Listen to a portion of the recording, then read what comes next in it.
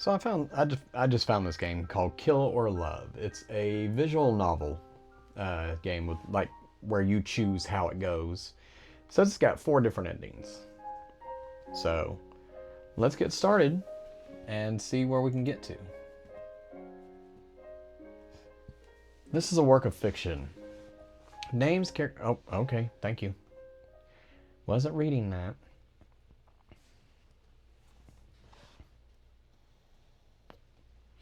Jack.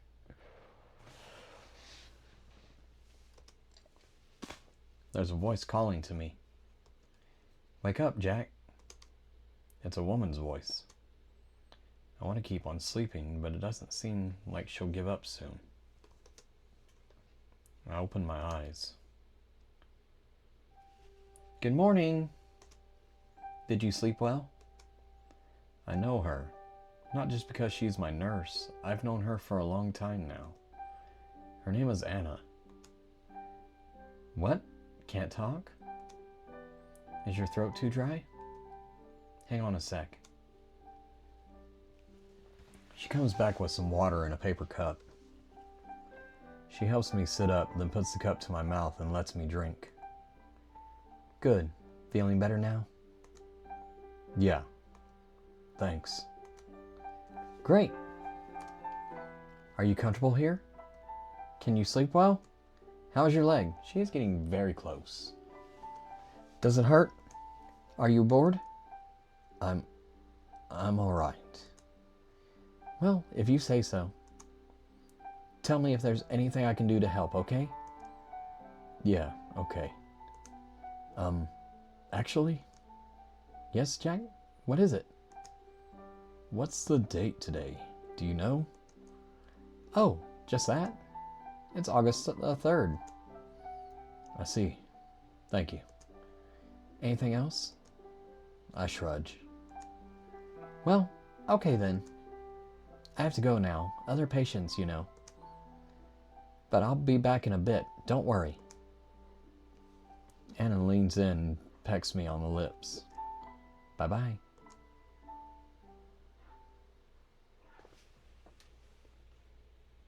Don't worry. Start of journal, August 3rd. I am going to kill someone. Probably. Her name is Anna. Well, that's ominous. I don't want to do it. I'm not a violent man. But what else can I do? It would be wrong to let her live, right? But I can't kill her just yet. I'm too weak. I tested my grip strength today. I wrapped my hand around my wrist and squeezed. I couldn't make it hurt at all. Not even a little bit. But it doesn't matter much.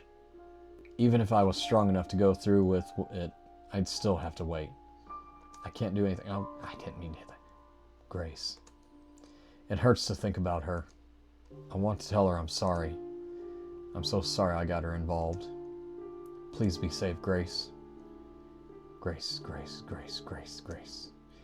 It calms me down to write when I write your name. Grace, Grace, Grace. I'm so sorry. August 4th. The journal is still here, thank God. I was afraid she would find it somehow. When I saw that she didn't, it was such a huge relief. I wanted to write in it right away, but no, I didn't. I have to be patient. I'll write only when I'm sure Anna is not around. Not while she's walking around tending to patients, pretending she's not who she really is.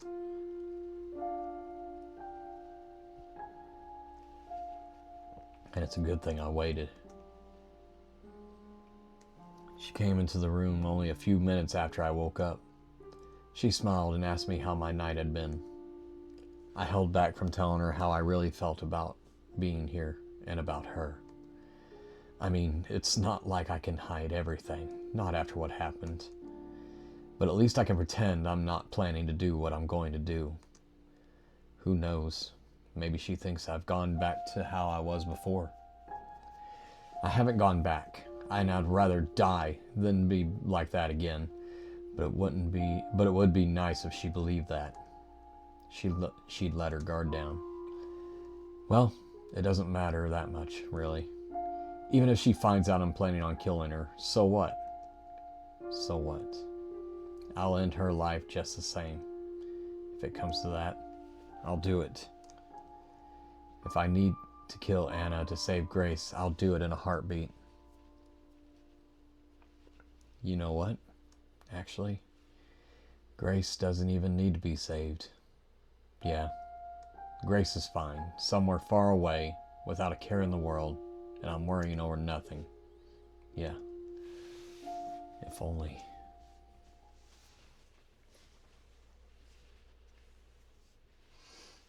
August 5th. I haven't gained any strength back yet. Am I being impatient? I might be. The doctor thinks that for sure I'm being impatient. I asked him for some exercises I could do, but he told me to shut up and rest. What are you in such a hurry for? He asked me. I couldn't tell him, so I didn't say anything.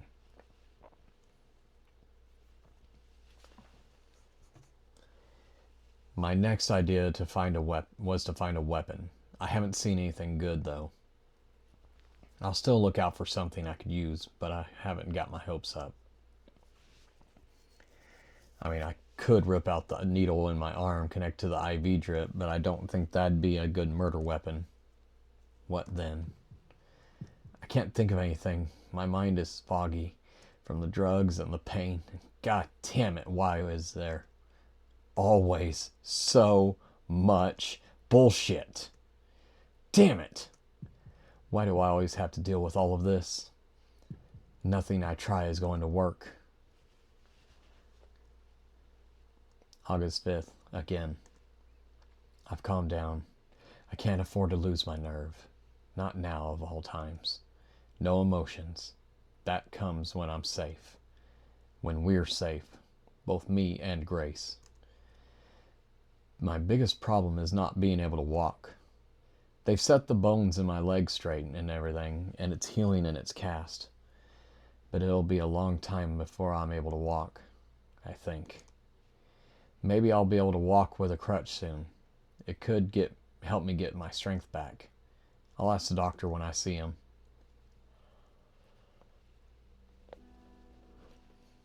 It's early morning. I hear someone coming down the hall, slowly, not in a hurry. They sound like they're wearing hospital slippers. Most likely it's the doctor or a nurse. And a nurse. I hope it's a nurse other than Anna. I pray that it's anyone else. The door opens, the doctor comes in, and step behind him is a nurse. That is not Anna. I sigh in relief. In a lot of pain, huh? No, it's not that, doctor. But, well, it can wait. Unless it's urgent. It's not. Very well then. The doctor can't be over 35 years old. He's wearing a gold watch.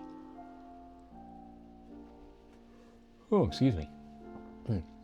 And fine-looking leather shoes. He doesn't look like a doctor to me at all. More like a businessman. The doctor goes from bed to bed with the nurse, checking on the patients, spending no more than a minute with each. He comes to my bed last. Okay, Mr. Friday. What was it again? Let's see here. He leafs through some papers and clicks his tongue. Ah, you fell. Yeah. How the hell did you manage to do that? Oh. These substances we found in your blood work explain that mystery. Not very clever, are you? Getting high and... Doctor, you can't say that. Oh, sue me. And you, don't do it again. Next time I won't patch you up, you hear? I'll try not to. He's being rude, but it doesn't really bother me. I've got more important things on my mind. Doctor, how long until I can start walking, at least with crutches? Oh, excuse me. Oh, gosh. I don't know. What? What? You're a doctor, aren't you? My doctor. The very same. Who do you think operated on you? I look down at my leg. I'm suddenly very unsure of what I'll see when the cast comes off. Can't you at least guess when I'll be able to walk? I'd rather not. The nurse standing next to the doctor looks uncomfortable. She's holding a hand to her forehead and sighing. But why not? Don't I deserve to know? Well, a lot of factors are at play here, you see. The doctor starts moving his right hand in complex patterns. Plenty of factors can change how quickly you heal. A whole lot. So who can really say? Factors like what? Oh, so many of them. Like what? He glances down his papers. Like your blood pressure, which is crap, by the way. Are you stressing over something? Yes. No. No, doctor, I'm not. I'm fine. He frowns a little. Well, you'll be fine. Kick your feet back and relax. What are you in such a hurry for, anyway? You haven't got a job waiting for you outside or anything. Huh? How do you know that? Oh, well, nurse... He snaps his fingers, trying to remember. Anna. Nurse Anna, that's the one. She told me. And yes, I know about you two. No need to act surprised. You're a lucky guy. You know that? Yeah. When I first found out, I was against letting her care for you, being objective and all that stuff, you know. But she really wanted to, so I thought, whatever. And she's taken it well, so it's okay, I guess. The doctor stares off into space, then looks at me and grins. Oh, I see. It's her. What? She's the reason you want to get the hell out of here, huh? I don't blame you. There's no privacy here at all. Oh, no, I didn't. Don't be ashamed now. I get what it's like. He drops the smile. But you can't be thinking of those sorts of things. You've got to rest properly. All right? All right. He leaves with a thumbs up. The two of the other patients are laughing and whistling, and another one is grumbling with what must be jealousy. Idiots. My journal is pressed up against me in a new hiding spot. I've moved it 3 times now. I've got to write in it. My thoughts are burning a hole in my skull. I've got to share them with someone, even if that someone is a piece of paper. But not now. She's still out there somewhere.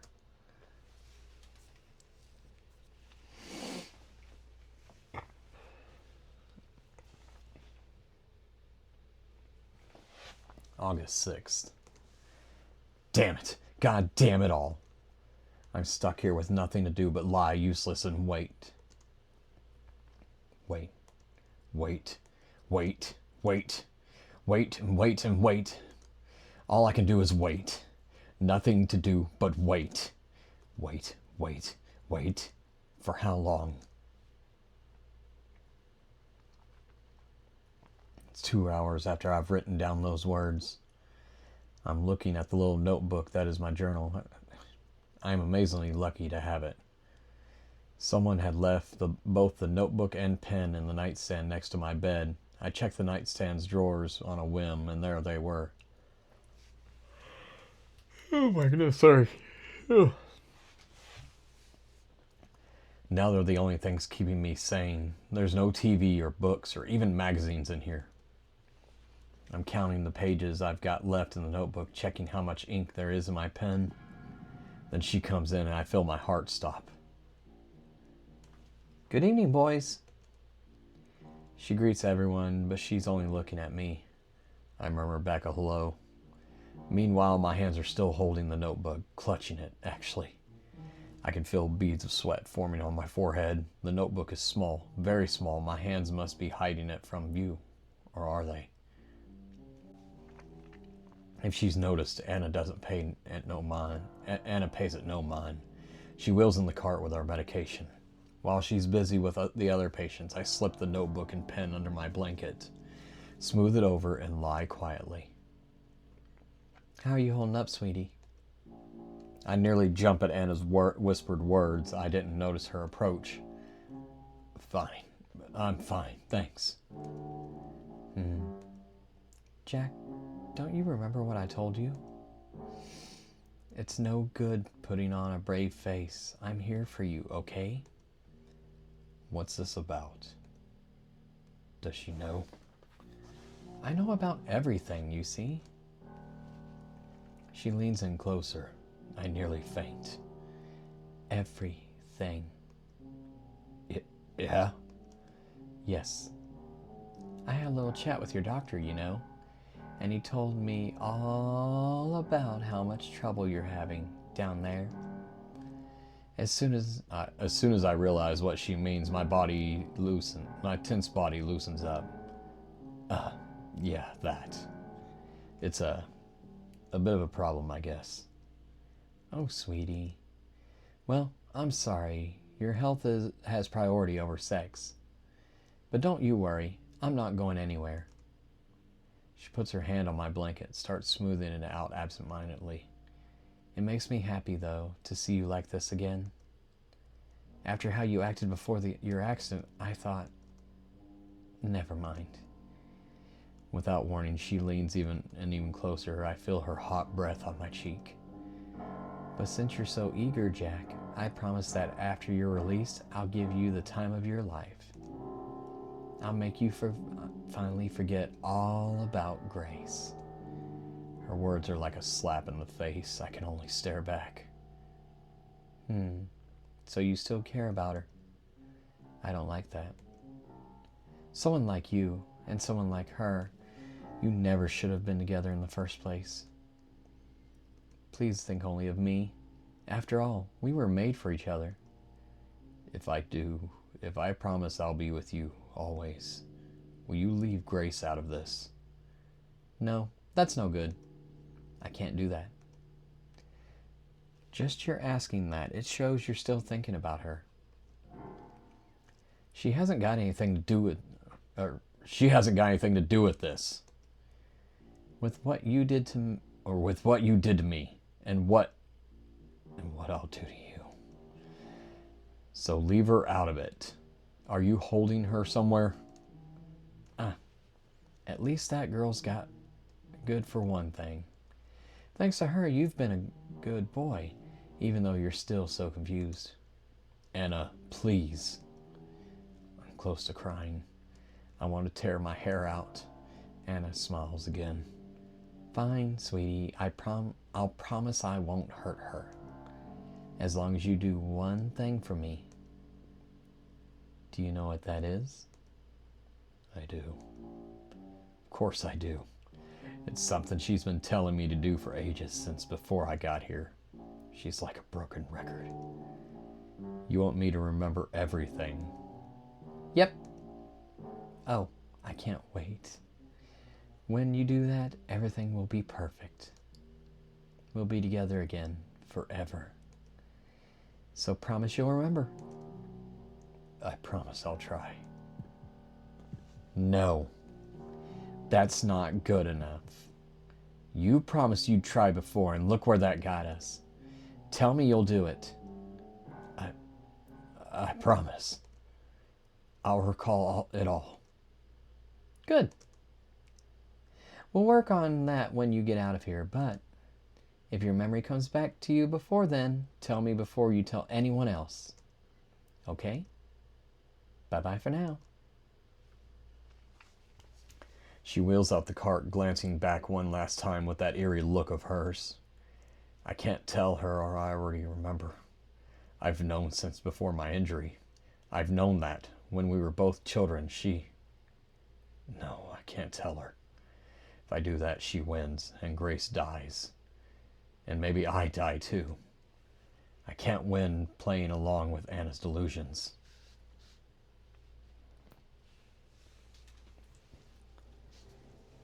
Chapter 2, What Jack Lost.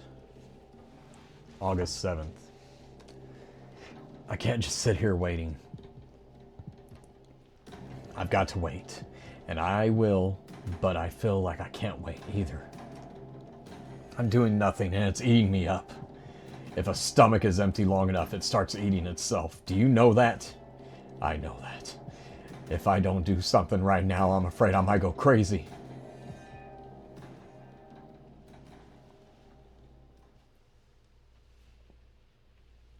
I'm going to write down everything that happened. Maybe that'll help me make sense of things. Right now, my thoughts are buzzing together in my mind like flies around a turd. I want my mind to be clear. To do what I'm going to do, and to do it properly, my mind needs to be clear, unclouded. The notebook is small, but I think I've got enough space to write everything down. It's not a long story. Oh gosh, I can't quit yawning. Gosh. So here it goes. Everything.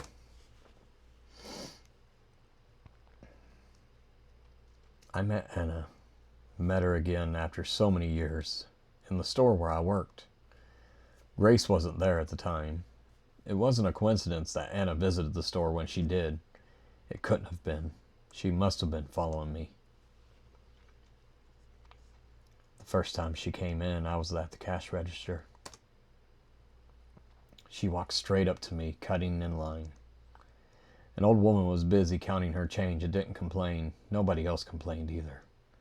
Anna stood there a while, staring at me. Then she said, No, I can't do this. I can't start here. I can't do it. There's already too much of that woman in my life. I've got to start with someone else. Someone I miss. Grace. Grace was a girl who worked at the same store I worked at. She was and still is, a kind, sweet girl. She's a little quiet, but that's perfectly fine.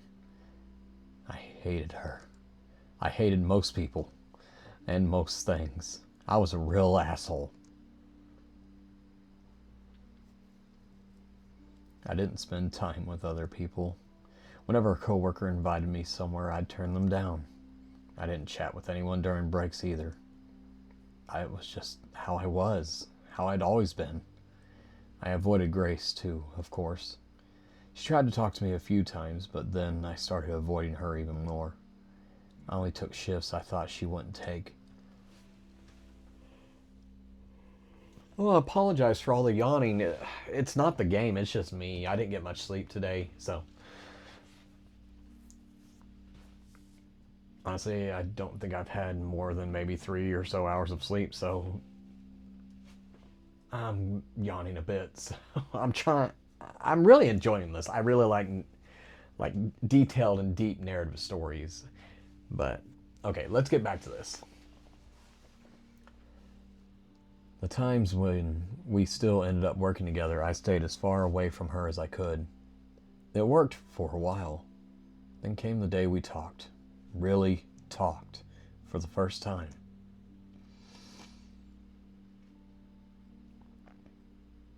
I was restocking the shelves alongside an old, greasy, long-haired man when Grace came along. I didn't even look at her. Instead, I became very interested in a stack of cans of food onto the lower shelves. I waited for her to leave. Don, you can switch with me, all right? You can go help Susie. I already did the bottom shelves there. Don, the old man, thanked her and left. And Grace started working next to me. A minute went by. I found that I couldn't work in peace. Just her being there made me upset. I had to say something. I'm fine on my own. If you want to take a break or something, you can. I'm fine on my own. Oh, no, I don't mind doing this. I see. Can't she take a hint? I thought then. It's his back, you know. What? Don's back hurts a lot, so I asked him to switch. Oh, I see. He has trouble with the lower shelves, so I get it. I didn't do it to bother you, I swear. I said I get it. Okay. We went on restocking in silence for about another minute. I know you don't like me very much, so I thought you might think I was bothering you on purpose. So I'm sorry. I sighed. Who says I don't like you? Huh? Don't you?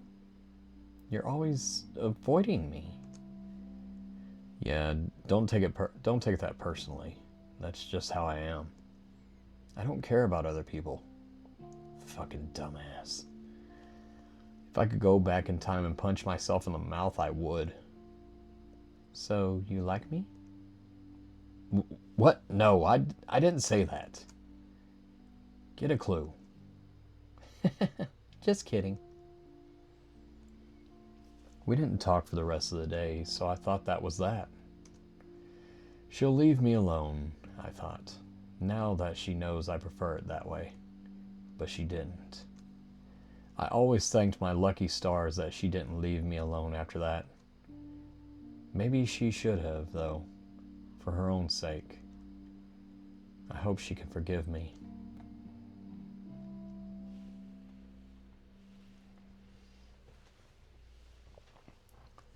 Writing about the past had been a good idea. Right now it doesn't even bother me where I am or who I'm with. And thinking of Grace, remembering the way she smiled is giving me courage. She got hurt because of me, so I will do anything to make her happy and safe. It was nice out today. The sky was blue. There's a tiny window on the wall to my left. I can look through it if I twist my head around. That small patch of sky is the only beautiful thing around here. Oh, excuse me, sorry.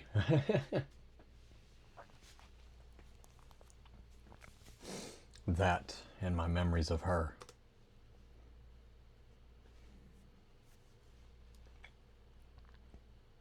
Hi, Jack. Hi. A beautiful morning, isn't it? Let's give it our all today. Yep, let's do that. Your uniform is kind of all wrinkly, isn't it? Oh. Yeah, it is. I haven't got an iron, so... Geez, you're really hopeless, aren't you? I wouldn't go that far. I could iron your clothes for you, if you said pretty please. August 8th. After that one time, Grace started coming up to me more and talking to me more and more. It was a gradual thing, just hello and goodbye and how are you doing at first. Eventually, they grew into full conversations. Well, I say full conversations, they were still pretty bare bones. I noticed how friendly she was being, of course, but I didn't push her away. I couldn't tell why I didn't do that. I surprised myself every day by not telling her to screw off. Hey, Jack. There's this bar just down the road. I hear it's a good place to go. So, how about we go there after work today? To relax? And when she asked me out for drinks, I surprised myself further by saying sure.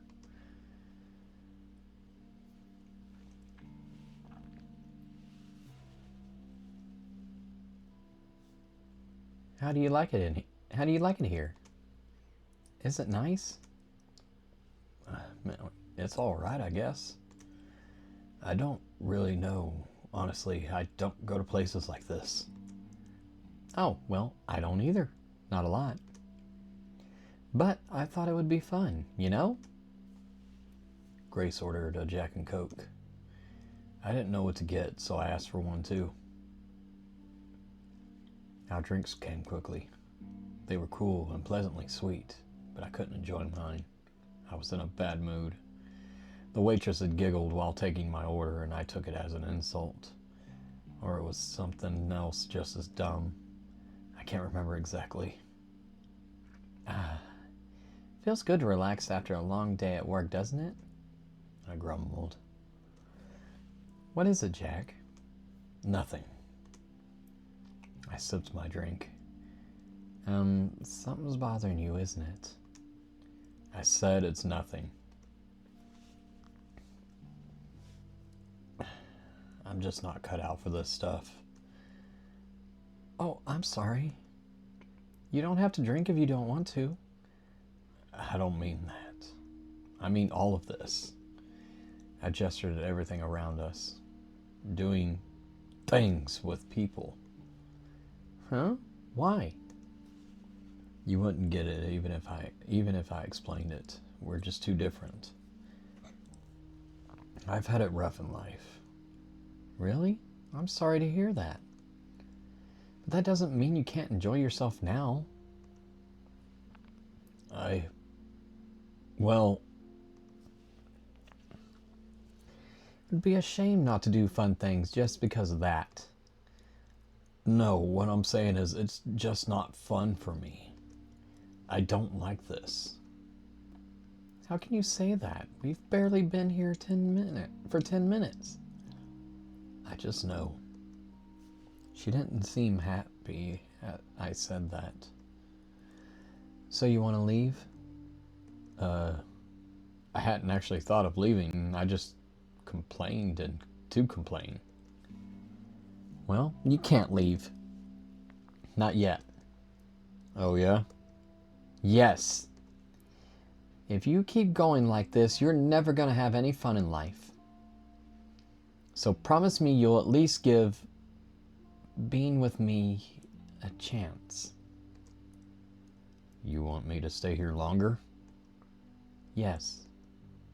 At least another hour. A whole hour? Please? Fine, I can do an hour. Thank you. You won't regret it.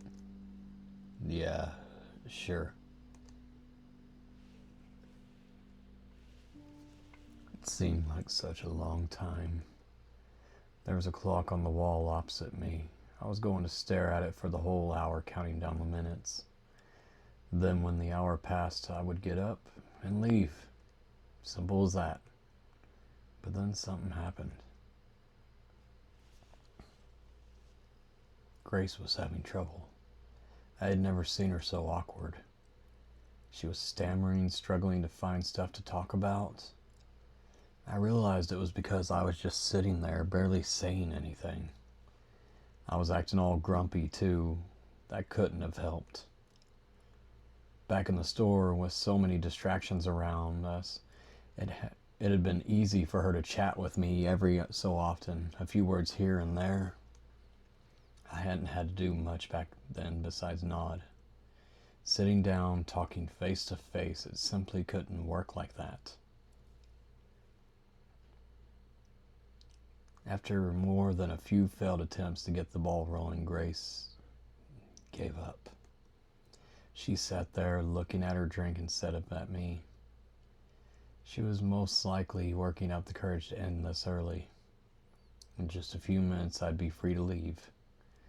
I found I couldn't stand that, so I started talking. I said the first thing that came to mind, no matter how stupid. I don't know why I did it. It feels so unlike me, both feeling bad for someone and talking with no filter. Or unlike the past me. Maybe I was finally warming up to Grace, or maybe it was the alcohol. I don't know, maybe it was both. The reason doesn't matter. What matters is that it happened. Back then, there was a part of me that never relaxed, no matter what. No, it wasn't even a part of me. Pretty much all of me was like that. Like a fist that wouldn't unclench. But now I found I could relax little by little by little. And before I knew it, I was really having fun in this girl's presence, talking to her, laughing with her, simply spending time with her. We did talk. What did we talk about? I don't remember. What I do remember is that I had more fun than I'd had in years. When the hour passed, I didn't say anything. We stayed there for hours longer. I do remember one thing we talked about, actually. We somehow got on the topic of family. What's your family like, Jack? I can't say. Oh, I see. You don't have to talk about it if you don't want to. I'm sorry I asked. I'm kind of not on speaking terms with my family either. Why's that? That's, actually, I don't really talk with other people all that much or hang out with them. Well, outside of work. I'm kind of alone all the time. What? Really? Yeah. This surprised me. I was surprised a lot back then. I never thought Grace was anything like me. But you're so friendly with the people at the store. That's all it is. It's not that I wouldn't like to spend more time with them, but I don't know. It feels like if I let them in, they're going to turn out not nice. But you're different. You're just trying to get by. I don't think you'd use someone. God, when I say it like that, it doesn't sound right at all. You must think I'm really weird. I'm sorry. No, I don't think you are. It makes sense what you said. Really? Thank you, Jack. I really, really hoped you'd understand, and I'm so happy that you do. I really feel like you're someone I can trust. We went for drinks again next week, and then once more the week after. The week after that, we had dinner together at a greasy little restaurant where we could afford to eat. I tried to impress her by ordering wine. I'd never had wine. It was disgusting. But I had guessed it would be disgusting, so I forced my way through a glass anyway. I never said it was delicious. I even said it was delicious. Then Grace tried some, told me it was spoiled.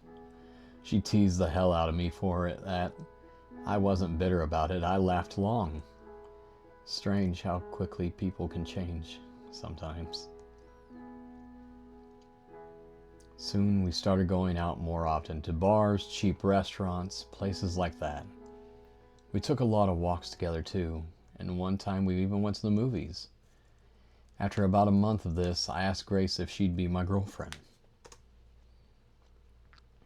What? Am I not your girlfriend already? Oh. And that's how it went.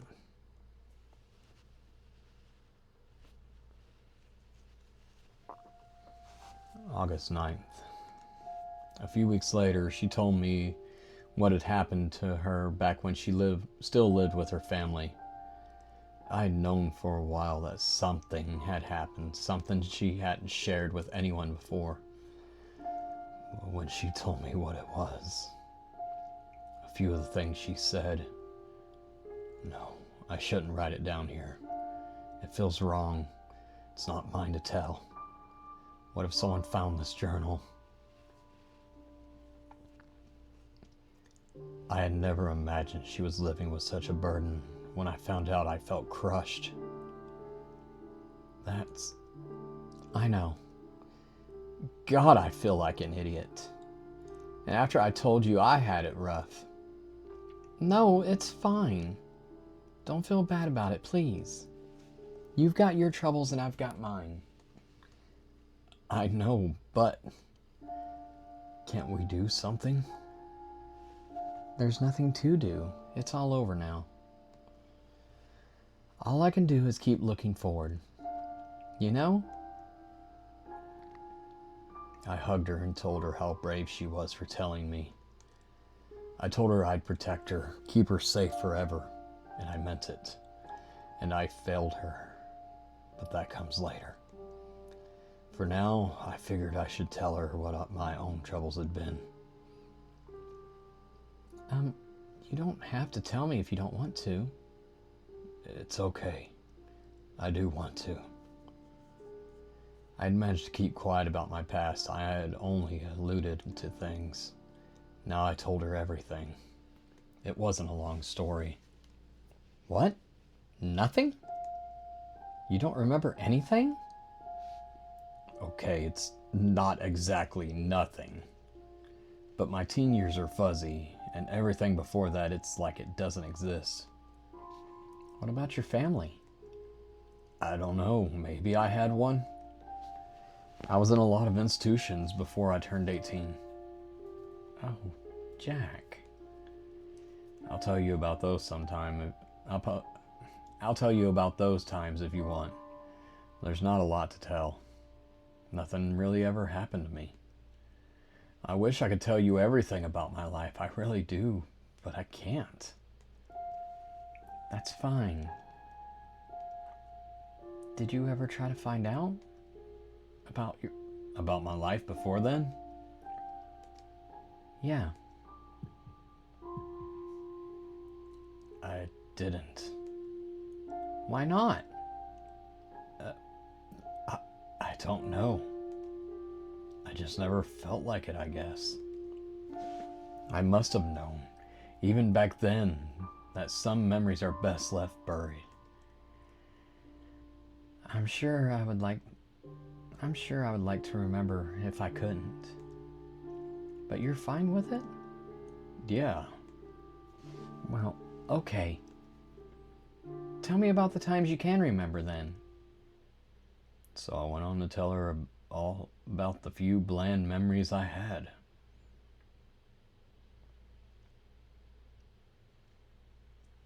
Chapter 3, No More Stalling. August 10th.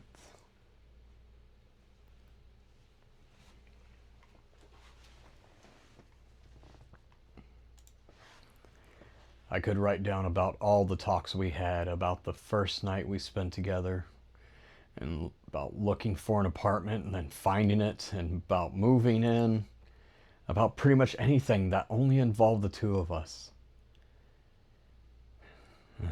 I think it's time to move on. This isn't a feel-good journal after all.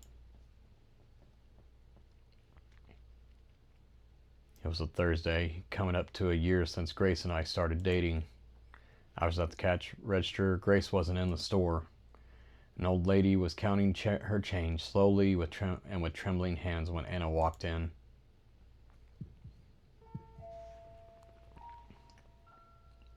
Anna didn't buy anything. She went for the register towards me, empty-handed. The sight of her approaching made my heart start beating like mad. My head hurt. I knew the moment I saw her that she meant trouble. Jack? My God, is that you, Jack?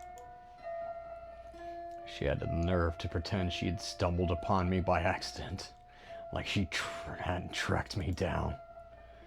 But I didn't have it together. I couldn't see through her acting. I was confused, panicking, not sure why.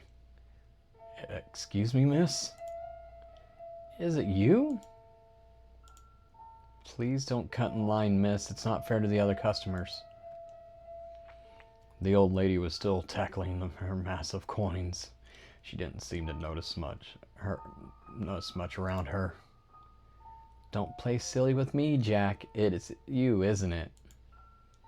Yes, my name is Jack, but you've got me confused with someone else. There's a lot of Jacks out there.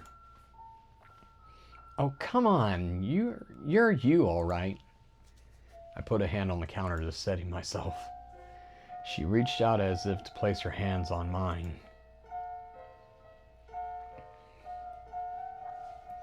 I jerked my hand back like she was going to bite me. It's me. It's Anna. Don't you remember your old friend? No, we've never met. I guess it has been a while. 15 years? Not me. Must be someone else. Anna stared right at me, through me. I thought I'd either boil or freeze. Sure, it's you. Let's go somewhere and talk about old times. I know a great restaurant just 2 streets over.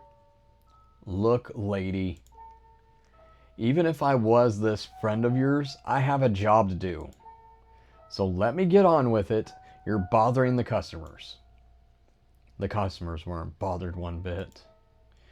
If they hated anyone, it was probably me. After all, I was being so rude to this pretty, charming girl who only wanted to talk to her friend. That's a good point, Jack. What are you doing in this place? It's a pile of trash. Someone like you doesn't belong here. I was through trying to reason with her.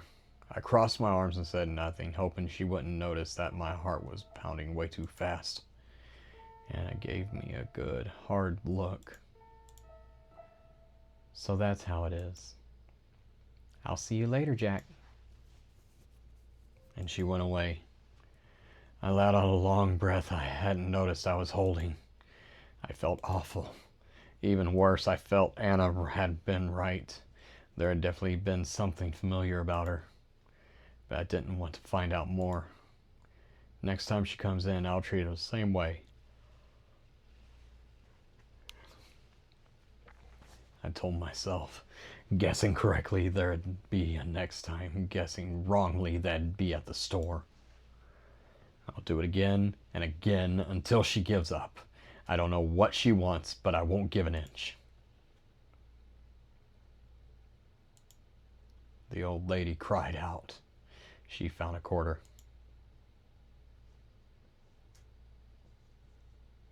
August 11th. It's weird, isn't it? How I just write today's date like that, and then go right to telling about something that happened months ago. I should write down when that stuff happened. But it was so long ago, I don't think I can remember the exact dates. Who cares? This is only for me anyway. It can be a jumbled mess. Sometimes I feel like I should write more about what's happening now, but nothing's happening. So fuck it. When I told Grace about the girl who had called herself Anna and who called me Jack, even though we didn't wear name tags, she... Oh, sorry. She took it like it was good news. That's amazing, Jack. She must have recognized you from childhood. She said 15 years, didn't she? That's right from the time you can't remember. I don't know. She might be some sort of scam artist. I just come up with that idea of Anna being a scam artist. It seemed a good enough excuse not to go near her again. Yeah, right. Come on, Jack. At least give her the benefit of the doubt. I don't need her, Grace. I've got you. Jack, I'm not telling you to sleep with her. Don't be so rude to her next time, okay? I wasn't being rude. You so were. Okay, so what if I was? It's not fair to her. She seems like a nice girl.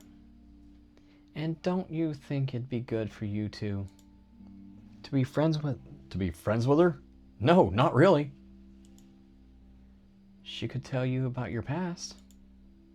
Then maybe some things would start making sense. You could put whatever happened behind you. But nothing happened. Something must have happened, Jack. People don't... Grace fell silent. Instead of continuing, she started running her fork through the peas on her plate. We were having dinner. People don't what? Well, people don't do that at night. Unless something happened to them. I keep telling you it must be some weird kind of insomnia. Nothing more. Sleeping pills don't work on it. Something will eventually. But why not try this? The memories you have, it's like they want out. I think they should get out too. Then you won't be scared of whatever happened anymore. And how does that work exactly? You'll be able to face it properly. It's helped me a lot, you know, thinking about what happened to me. Seeing it's not so bad as I thought it was. I stubbornly refused to answer and went on eating like there hadn't been a conversation at all. Grace had referred to was something I'd only recently found out. Apparently I shouted and kicked at night a lot. Sometimes I all out screamed. Maybe I still do all that, who knows? Maybe the staff and patients here are too polite to point it out.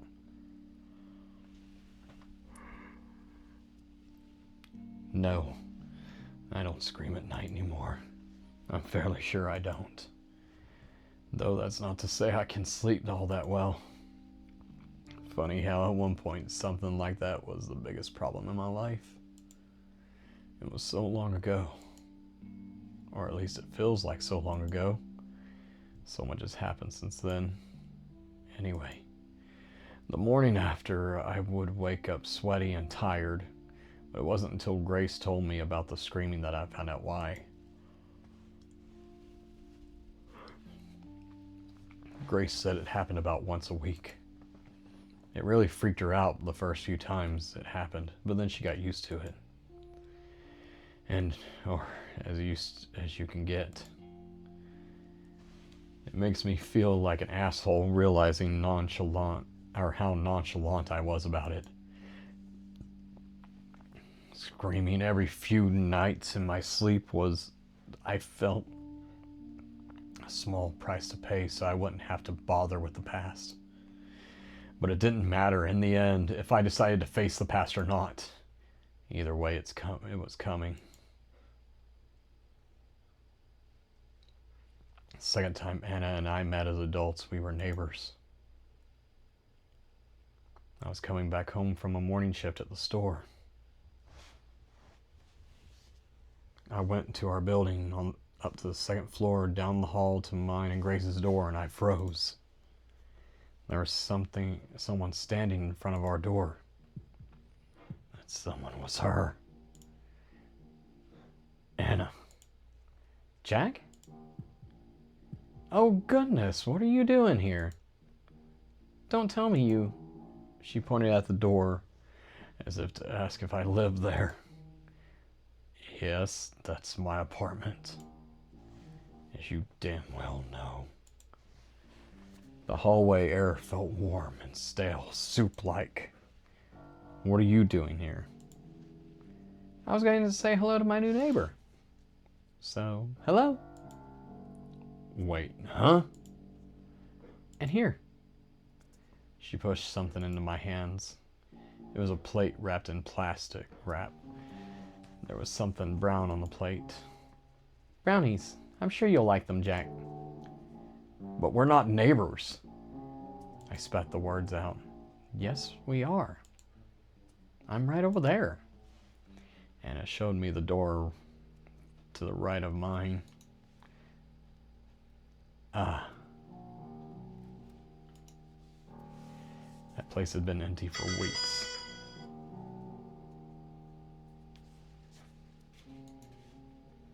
I'm pretty sure the guy who lived there before that was a heroin addict. I'm so bad now.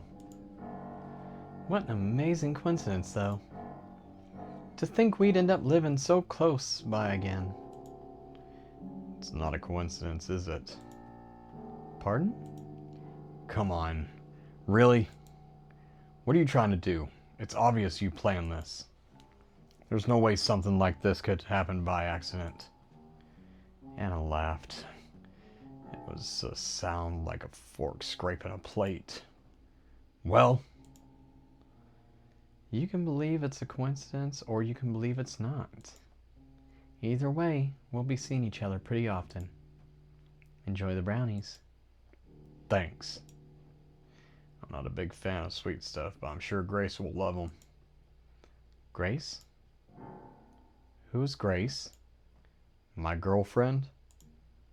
I pointed out our door with my thumb. We live together. My idea was that in case she was acting like this because she was interested in me, I'd gently tell her I was taken. Grace. Yes. She must be a nice girl. The best I've ever known. She's lucky to have you. It's the other way around. Well, it's been nice chatting. I'll say hi to Grace for you. I should go in and say hello myself. No need. And she's not here right now. But Bye. I pretend to unlock the door. It was already unlocked because Grace was home. I slipped in and shut the door in Anna's face. In the apartment, I found I could breathe freely again. Son of a bitch. Talk to this girl, be friends with her? Not a chance. She creeped me the hell out. Writing all this down, I can see why Grace thought I was overreacting. The plain facts of it don't seem that bad at all. A friend I hadn't seen in years noticed me at my workplace, talked with me a bit, and then happened to move in right next to me. But I knew right from the start there was something off about her. That's not something to ignore. Paranoid? Yeah. But in this case, I was right to be paranoid. It's because I let my guard down that all this shit happened.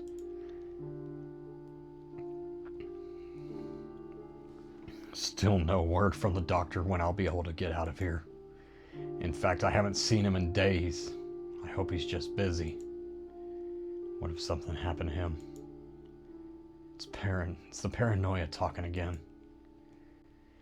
It's not that paranoia. No, that's not paranoia. That's plain stupid. Anna can't make a doctor disappear and get away with it. I've got to say, if this doctor did disappear, it wouldn't be much of a loss to the hospital, I think. I'll have to ask him to give me some neck exercises I can do. My neck hurts from craning my head to the side all the time to look at the sky.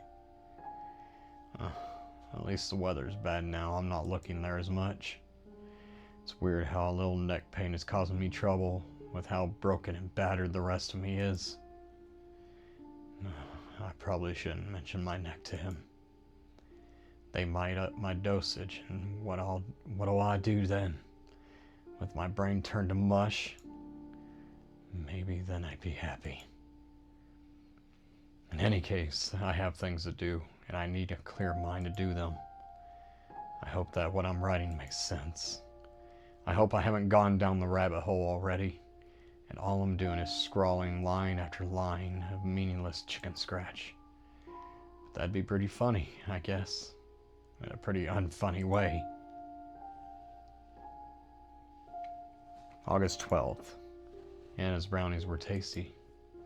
I didn't have any, but Grace said so. I wanted to throw the brownies into the trash, but Grace caught wind of them too quickly. She looked like a bloodhound when it comes to sweet stuff, chocolate especially.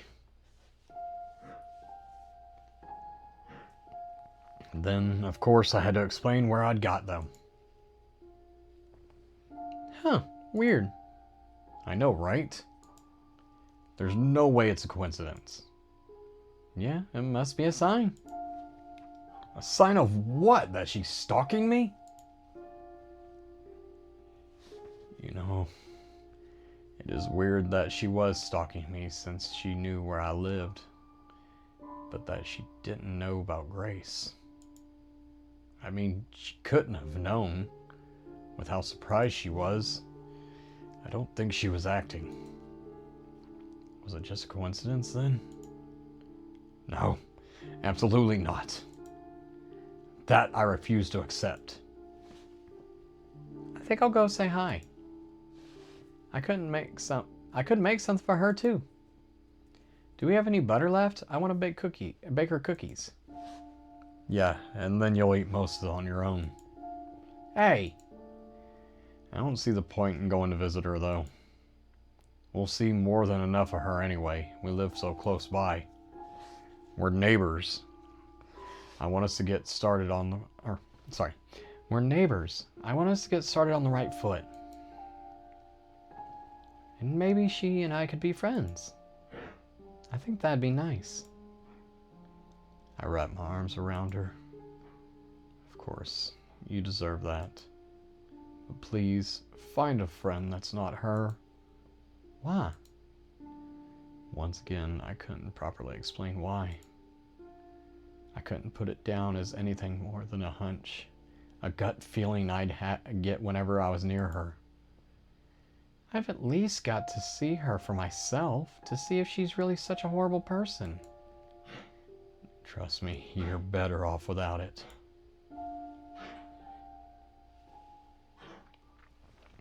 The next day, in the afternoon, I was lying down on our sofa. I was nursing a headache that had been with me since morning. Grace told me she'd be right back. She went out of the apartment with something in her hand, and then a smell of freshly baked cookies wafted out of the kitchen. Still took me about 2 minutes to piece the puzzle together. "Oh, shit," I whispered. I was immediately up. Not good, not good. Panic struck me harder than I would expect. It was like, with Grace seeing Anna all by herself, some vulnerable part of me was exposed. I wanted to bring Grace back and lock the door and keep her safe and never, ever let her out of my sight. But I also didn't want to go in there. I just stood there, head in my hands, wondering what the hell to do. All at once I was telling myself to go there, you coward, but also to stay here, you idiot. And somewhere far away, a tiny little voice, very tiny, very little, was telling me I was overreacting. Then there came the sound of breaking glass. It had come from, where else? Anna's apartment. I went to the wall that separated our apartments. Now there was no sound at all, nothing to explain the crash. I finally overcame my cowardice. I dashed out of our apartment to hers.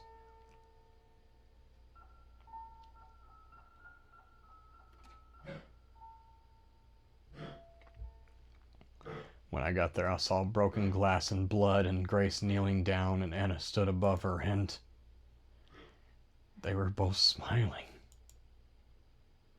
They stopped when they noticed me there, out of breath and confused. Jack? Hi, Jack. Did you decide to join us? No, What the hell's going on? This? Anna waved her hand at the floor. All the bits of glass, white ceramic, actually. There were also scattered cookies and drops of blood. Yes, that! Just looking at the blood made me feel sick. Like I was going to throw up, but I couldn't peel my eyes away from it. I've always been like that around blood. I've never had the stomach for it. Grace was picking up the broken pieces of ceramic. There was a little accident. An accident? Yes, what else? Grace, what happened? It was my fault, really. The cookies were hotter than I thought, so I dropped the whole plate. And it was Anna's plate, too. Be careful, Grace. You might cut yourself. She's cut herself already. Look! Huh? She only now seemed to notice the blood around her. But I... Grace checked her hands, turned them around a few times to see from every angle, but found no cuts there. It's not me. It's my blood. What? Anna was, I just noticed, holding her left hand tightly with her right. There was a little blood still trickling from between her knuckles. Oh no! Grace's hands hovered around Anna's. She looked willing to help, but afraid she'd do something wrong. How did this even happen? I tried to pick up some pieces. They're pretty sharp, aren't they? Hang on, Anna. I'm fine. I don't need you to do anything. The way Anna said that was forceful, almost harsh. Grace backed away. I can still help. She remembered I was there.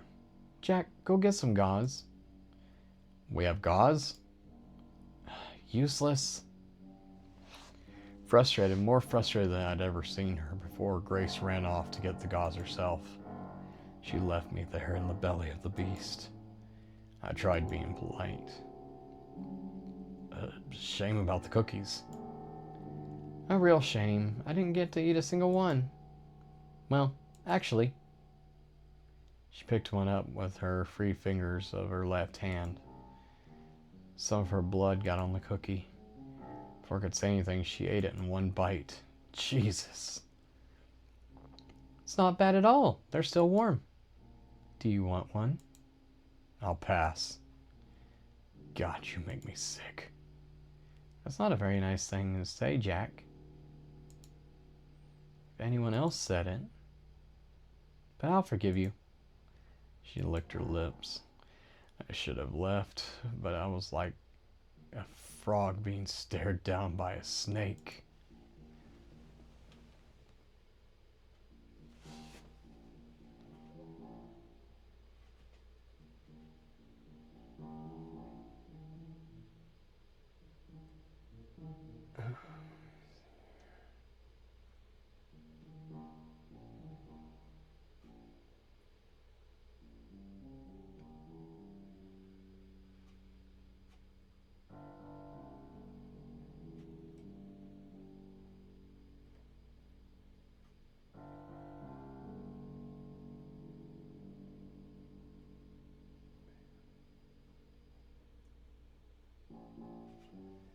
Alright. I was wondering what was taking Grace. I wonder what's taking Grace so long. She must be flustered, poor girl. So much worry about a teeny little cut. It's not serious? It's not. How do you know? I've seen a lot of cuts. I can imagine. Anna laughed. I'm a nurse. That I couldn't imagine. It's still hard to believe, though I see proof of it every day. There's a lot of blood. You don't believe me? Look. She showed her hand. The cut ran from the base of her thumb towards the middle of her hand. The wound was thin, but long and ragged. The skin around the around the wound was pale and moist, showing how fresh the cut was. I could have puked. Oh, does it look bad? Don't worry, it won't even scar. Stop that! You're really a... I don't remember what I was going to say. It wasn't nice in any case. What stopped me was Grace coming back. Sorry. There wasn't any gauze. Here. She brought a roll of pink toilet paper. I hope this is good enough. Thank you, Grace, but I don't need it. You don't? No, see? The blood stopped. Anna flashed me a smile. The corners of her mouth were still red.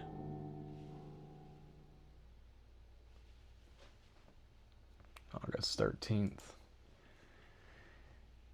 Good day today. Didn't see Anna once, but enough of that. After what happened where I left off yesterday, I was sure Grace and I were on the same page, but no. In the end, I was the one who cleaned up that bloody mess on the floor. I threw away the cookies before Anna could get her hands on them anymore. Back at our apartment, Grace let out a long sigh. What a mess, am I right? Yeah, and it was all my fault. I meant Anna. You did just meet her, right? Yes? And? Well, I can see why you've been avoiding her. If that's what you mean. Thank you. She's beautiful. I thought she would be some shy little girl or a crazy cat lady or something. But she's like a model. What? No! Don't try to deny it, Jack. It's why you don't want to go near her, isn't it? You don't want to be tempted. I shook my head. I really didn't see her that way. Now, with a little more perspective, I can say it's true. What a waste of good looks. She's much more beautiful than me. Hey, don't say that. She's not. She is. Grace dropped her gaze to stare at her hands. And she wasn't mad that I ruined her plate. She wasn't scared of the blood either. She's just so...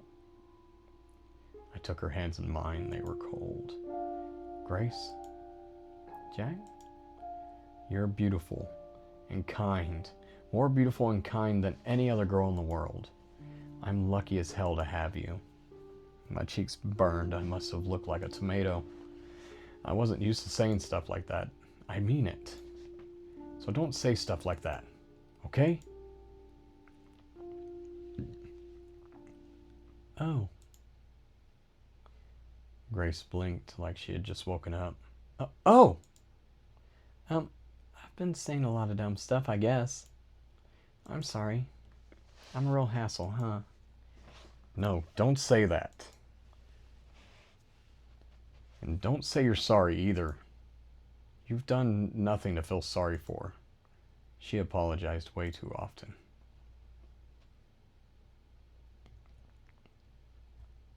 August 15th. I didn't write anything yesterday. The pain in my leg made it so I couldn't focus. It's been hurting like a bitch the past few days. I gave in and asked the doctor about it.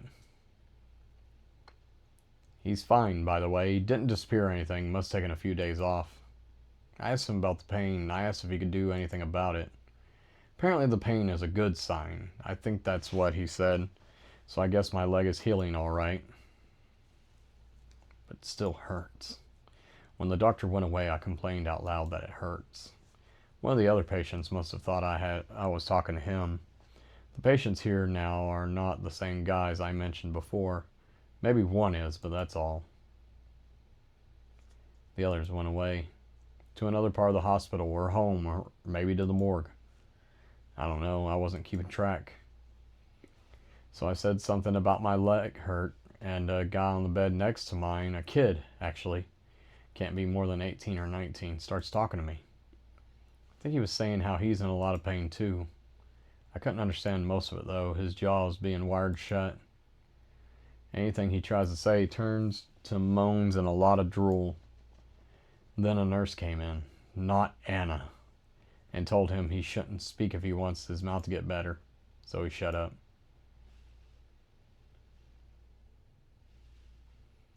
Not much else happened, but my leg really is bothering me. It's a deep pain. It doesn't feel like it's healing. It feels wrong, in a way that makes my teeth hurt too. I'll stop with the leg now. I have to get my mind off it. It hurts so much. I'll check where I left off the day before yesterday and go from there. You're not coming with us? Again? No, I don't feel like it. But Anna is so great to hang out with.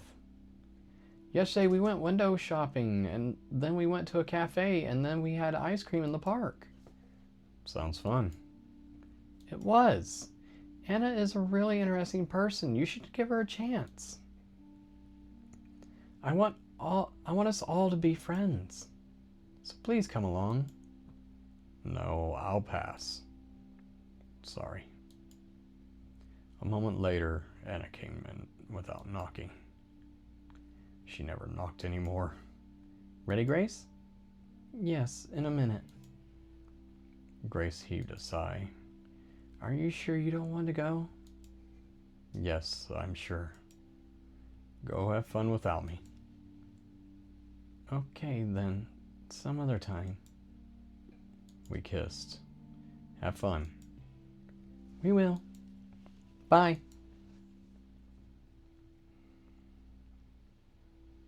Grace and Anna became friends. Good friends very soon after they first met. I was against it, but I found it hard to complain, seeing Grace so happy. They spent quite a lot of time together. Whenever I said anything about this, Grace would tease me. She'd say I was jealous, but she would also invite me to come with. I always declined. I eventually got used to it, and things were quiet for a while.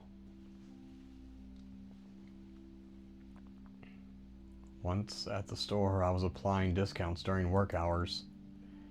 It should have been done before we opened, but someone had been slacking off. I won't point fingers. It was Don, the old guy.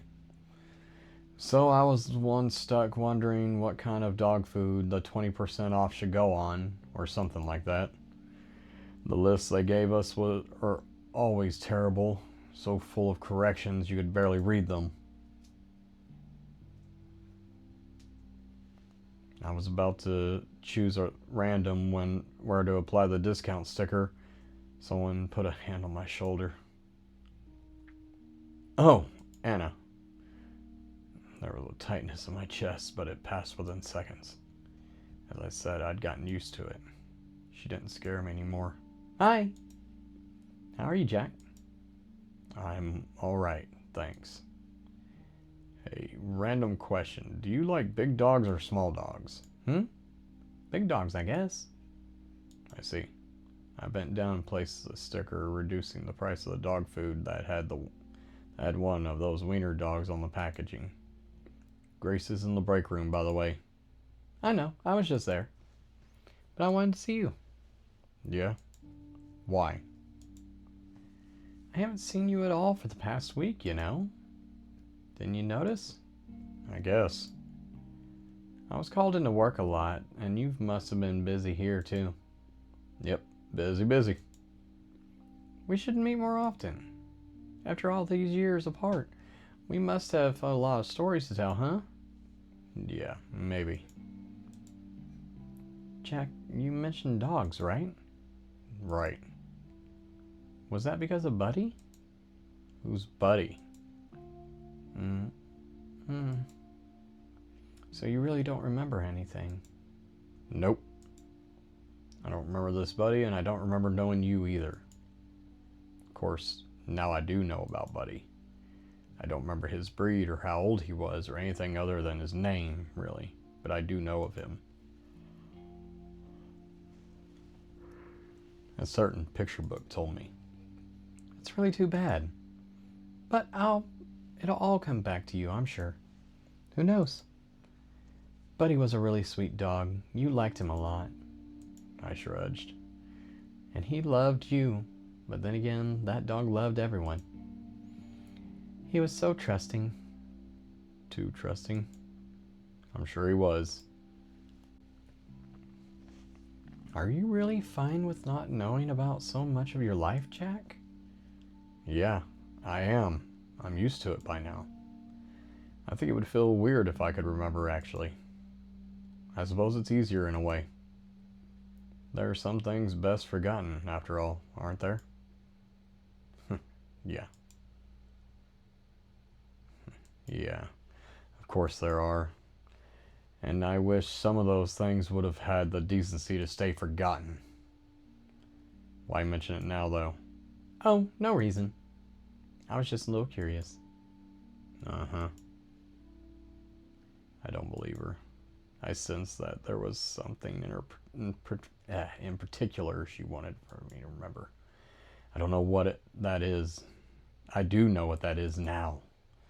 I still don't know why she wants me to remember what she did. Is it some sick form of love, or does she want to finish the job? Is it both? I don't know. I really don't. Her mind is as much a mystery to me now as it ever was.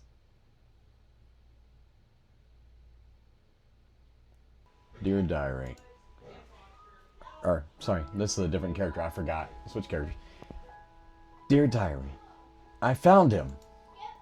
It was beautiful. It was like fate. It was fate. As soon as I came to the city, I caught his scent in the air. A little, but mostly I smelled homeless people and gasoline. Why did you go all the way out here, Jack? You love nature, the smell of pines, where we grew up. I was ready to spend weeks looking for you, Jack. Or months, years if I had to. I even got a job at the hospital here. They're understaffed, so it was easy. But there you were, in the first store I went into. I didn't even go in to look for you. Fate, fate, fate. But you were a little strange. Surely you recognized me. I haven't changed that much, have I? I mean, it's been a while, and I have tried to make myself pretty for you in every way I can think of. But you knew it was me, right? I knew it was you. You haven't forgotten me. Were you pretending? Playing a game? Yes, that must be it. Oh, I dropped my mouse. Oh, no. I went backwards. My bad. I dropped my mouse. Oh, I didn't go backwards. Okay. Can I go back? Oh, I can. All right. Sorry about that. Dropped my mouse. All right. Oh, no. Return. Back. Okay. Were you pretending, playing a game? Yes, that must be it.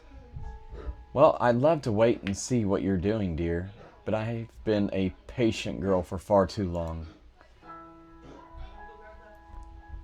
Dear Diary, Friday. Jack Friday. I knew he changed his name to that, but it's just so funny, isn't it? We'll have to change it back, Jack, for when we're married. I want the real one to follow my first name. Jack Friday. It made me giggle when I saw it on your employee records, darling. I just had a peek, nothing more. Just to see where you live. I wanted to follow you home at first, but then I thought, hey, wouldn't it be insanely romantic if the next time I saw you we lived right next to each other? I know you're playing your little game. You don't know me anymore, but that's not too much. Is it? Being neighbors? You won't be angry, right? Even if it makes you angry, I have to at least do this, right? I can't wait anymore. I'm tired of being by myself. I've waited this long already. I've prepared for you so much. Maybe you won't be mad. Please don't be mad. Please? P.S. One other thing, darling. That street where you live, isn't it in a terrible part of town? Run down and cheap and even dangerous. I haven't been here for long, but I think that's right. Is this part of your game too? And working in a store? That must be it as well. Someone like you should never work there. Instead, you should be a... Gosh, I can't even imagine what. And isn't that perfect? I don't want you working anywhere. I want you all for me. Dear Diary, the street is worse than I thought. God, the smell. Do you really know what you're doing, Jack? No, I shouldn't doubt you. I know. The rent is cheap at least, very cheap. But more important than that, or anything else, there was a vacancy right next door to your apartment. I can't wait to move in. We'll be neighbors. I'll see so much of you it will make me drunk. Dear Diary, what a beautiful dump. I said this to the landlord when I brought my things here. He thought I was complaining. He said I should have checked out the apartment before I rented it. He's an idiot. There could be a swarm of rats or roaches living in the apartment, or crack addicts for that matter, and I wouldn't give a darn. But still, I can't keep it dirty forever. I have to practice my homemaking skills. Time to make this dump a home.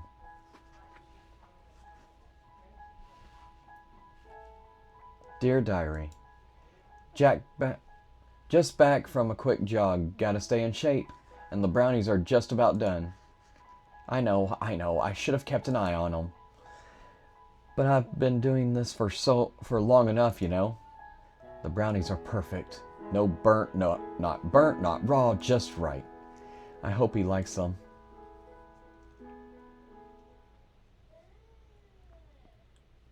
Jack, I don't know if I can go on.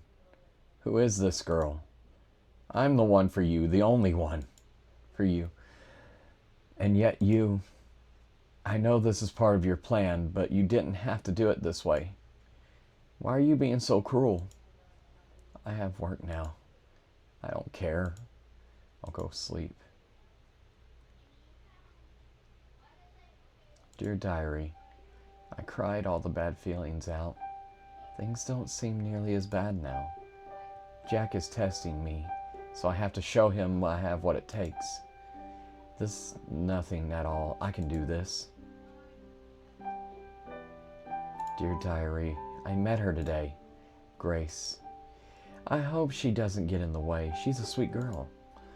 But she's clumsy. She dropped a plate, my plate too, of cookies, and there were cookies and broken pieces of porcelain everywhere. I'm pretty clumsy too, I guess. I cut myself on a shard when I tried to pick it up. Jack came in just as I got cut.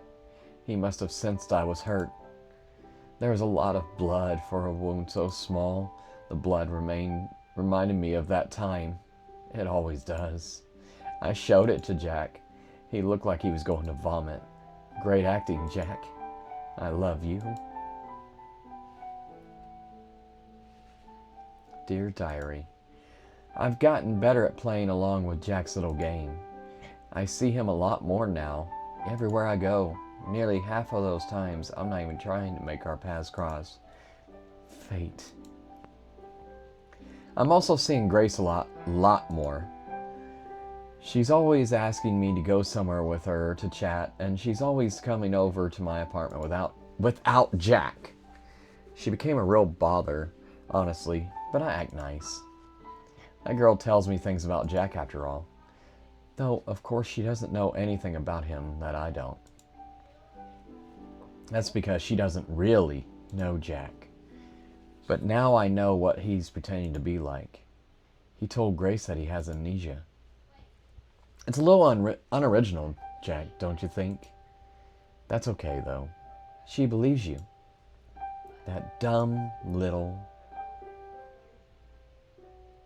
Dear Diary, I'm troubled. I'm starting to think that Jack is not pretending. What if he really has forgotten all about me? No, I can't have that. I need a sign, Jack. Just one little sign, so that I know you remember. One sign. Anything is fine. Dear Diary, Jack doesn't remember me. I'm pretty sure of it now. He doesn't remember anything. Darn. But that's a good thing. He hasn't been acting cold or on purpose. I'll give him his memory a little jog, and that'll be that, good as new. But this also means that he's serious about that Grace girl. We can't have that. No, no. I'm starting to see her true colors. She's a filthy seductress, all right. She's also an idiot she invited me for dinner tomorrow at her apartment. Their apartment. Her and Jack's apartment. The apartment they share together. Without me. August 16th.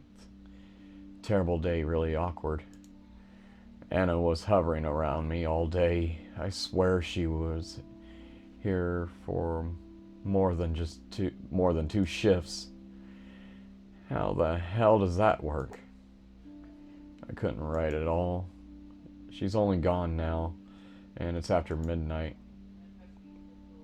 A lot of spelling errors. He's really losing it.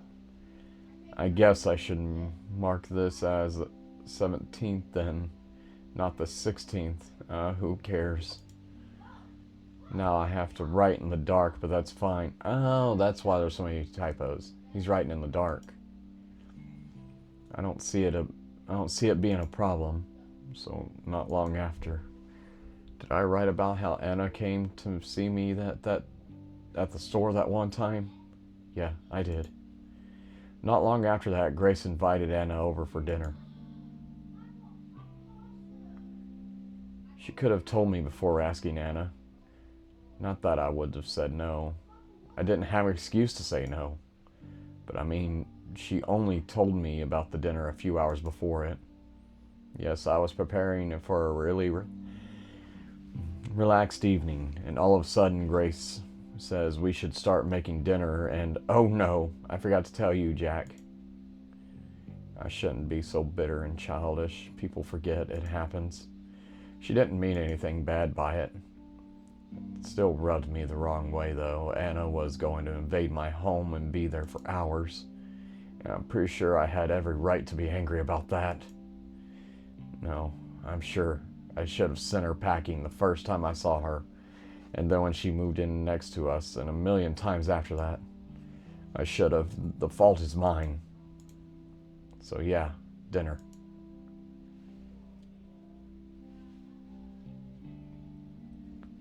That food was amazing, Jack. Thanks, I barely made anything. That's not true, is it? You were in charge of the rice. Yeah, the rice. It ended up mushy. I think it's delicious. Anna ate like it was the tastiest thing in the world. An idea popped into my mind. If I bore her, she might leave early. Thanks. But the chicken is much better. And it's incredible how you could make anything decent in the oven we have, Grace. Oh, don't talk about the oven, Jack. It's embarrassing. Oh, didn't mean to hit that button. Okay. Yeah. I'll bet you've never seen a greasier oven, Anna. I swear to God. I tried to clean it, but nothing works. I don't know what the previous owner did to make it that dirty.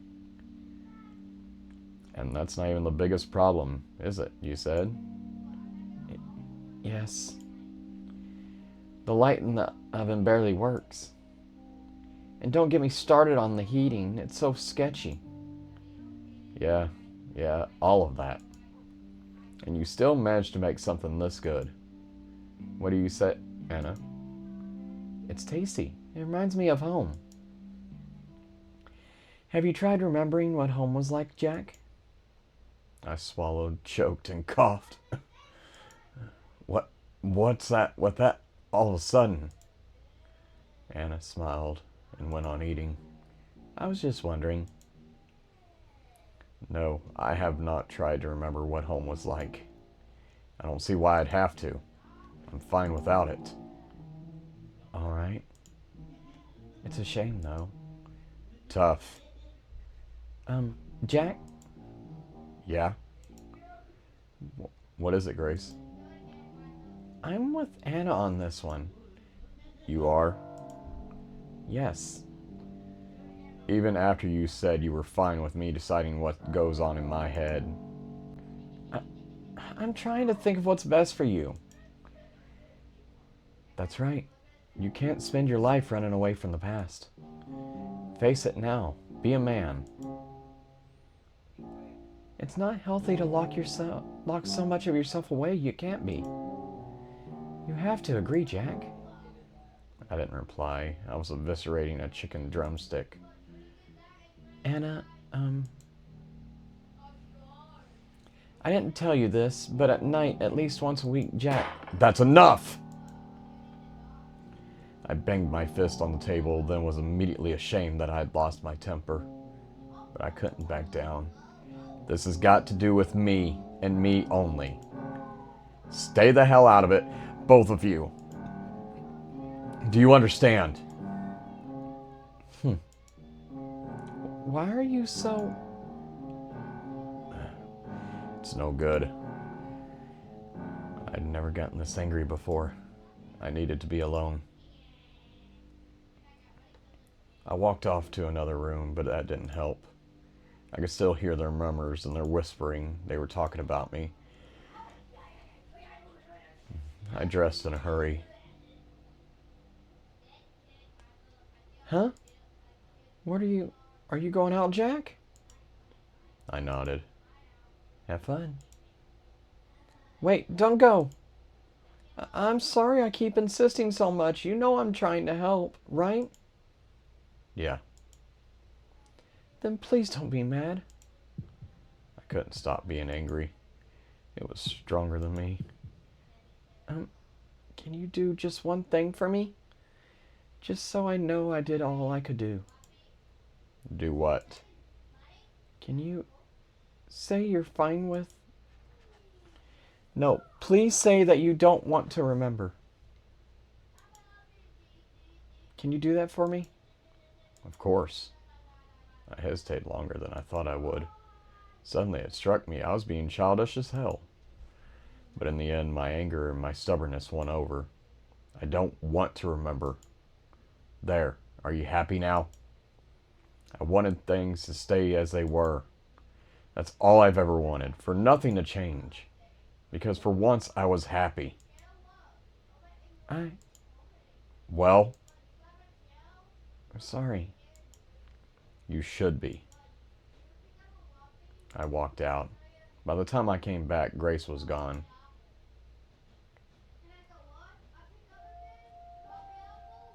August 17th. I came back hours later after a little drinking and a lot of pointless wandering.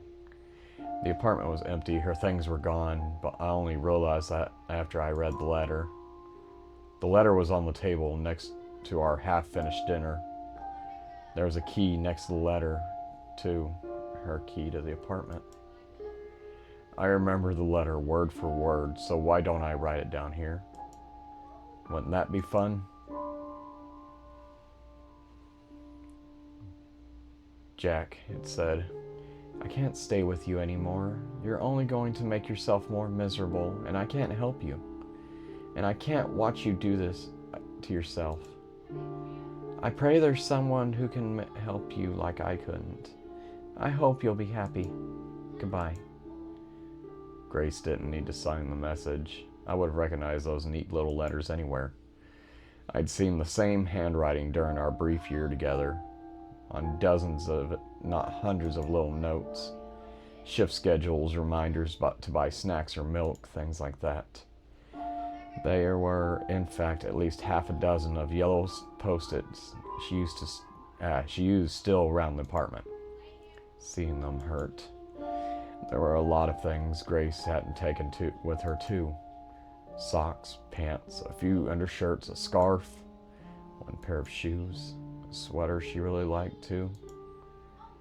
She would have worn the sweater while napping in the evening. It was all evidence of how much of a hurry she had been in to get away from me. Now I know better.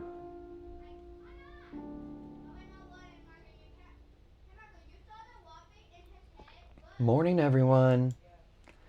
The patients all greet her. I do too. Well, well. I'm happy to see you finally stopped being Mr. Grumpy. Well, you know. Do you feel better? Does your leg still hurt? I'm a little better, I guess. At peace. That's great. You'll be on your feet in no time, I'm sure. Free to come back home. I laughed like hell.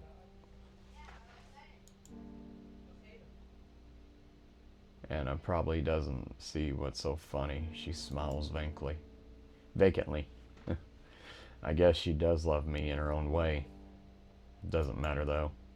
Remembering the pain she caused me has given me conviction. My heart is set on killing her.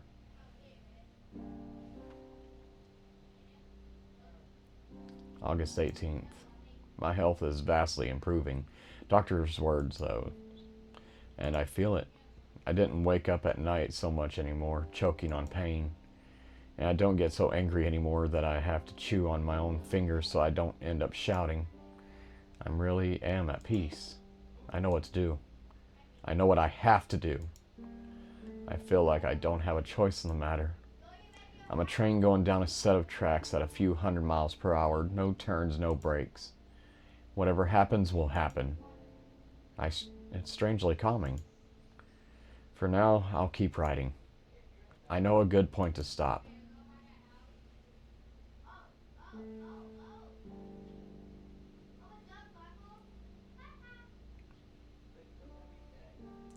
After Grace left, I spent the first night alone on the kitchen floor. It was where my legs happened to give in under me after hours of walking back and forth in the apartment. I had paced around like a caged animal, looking under pillows and carpets and poking my head in closets. I don't know why. Maybe I thought I'd find her there. I woke up in the afternoon with a blanket over me. I thought that Grace had done it, that she'd come back. She hadn't. I guess it must have been Anna. I didn't go to work. I didn't eat. I don't remember drinking any water, but I must have. And I must have slept a lot, too. It turned out I needed Grace more than I thought I did. Certainly more than she needed me. I was all alone that day, that night, and the day after, too, right up until the evening. That's when she made her move. The windows were closed and the blinds were drawn. It must have been stuffy and hot in the apartment. I lay on the couch shivering. I held to my chest the sweater Grace had left. I was about to slip into an uncomfortable sleep when the front door opened. My heart skipped a beat before the sight of the person coming in disappointed me. "Hello? Jack?" I stared at her. "What's wrong?" Stare. She tried to get me to talk, but I was not in a talking mood. Eventually she found the letter still on the table, pretended to find it. "Oh, Jack. Oh, darling." "Go away." "You're hurt, I know. She's terrible, isn't she, to have hurt you so badly?" "She's..." The sweater was soft against my skin. It smelled of her. I know, she's awful. Let me help." She brought her hand near to my face. I turned my head away. "I'm the one who can make you happy, you know. You won't have to remember that girl ever again. You won't want to, I promise." Her hand found my cheek. It had only been 2 days since I had last seen Grace, had last touched her. But it was like I had already forgotten a person's warmth. I raised my hand to bat hers away, and I found that I couldn't do it. Instead, I put my hand on hers. I was close to tears. There were so many emotions in me that confused and overwhelmed me. But Anna was here. She was whispering that she'd never leave. We made love there on the couch. Afterwards, I used the sweater to wipe the sweat off of me. Anna lay next to me, soft and warm, both her arms wrapped around one of mine.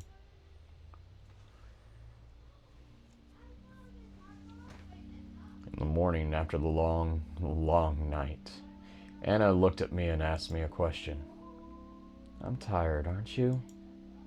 "Uh-huh." "I won't go to work today. I'll call in sick. What about you?" "I don't know. I won't go to work." I haven't thought at all about work. It was so irrelevant. "That's a good idea. Hey, I'm going to my apartment. I want to have a nice hot shower. Come with?" "Sure. Yes." My apartment had a perfectly working shower, of course, but I didn't want to be by myself. I was scared.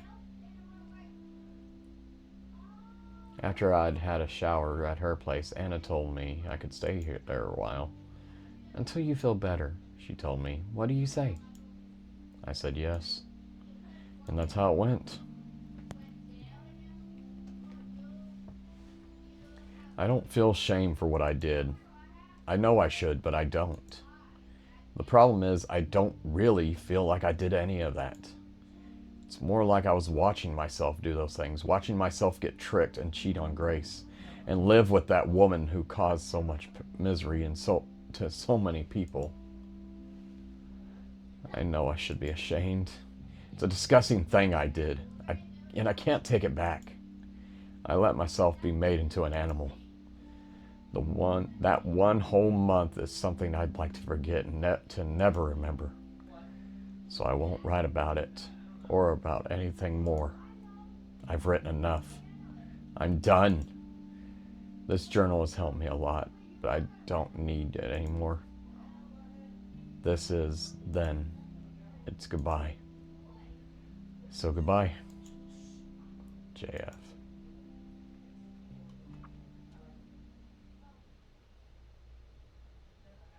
I woke up and found the room dark.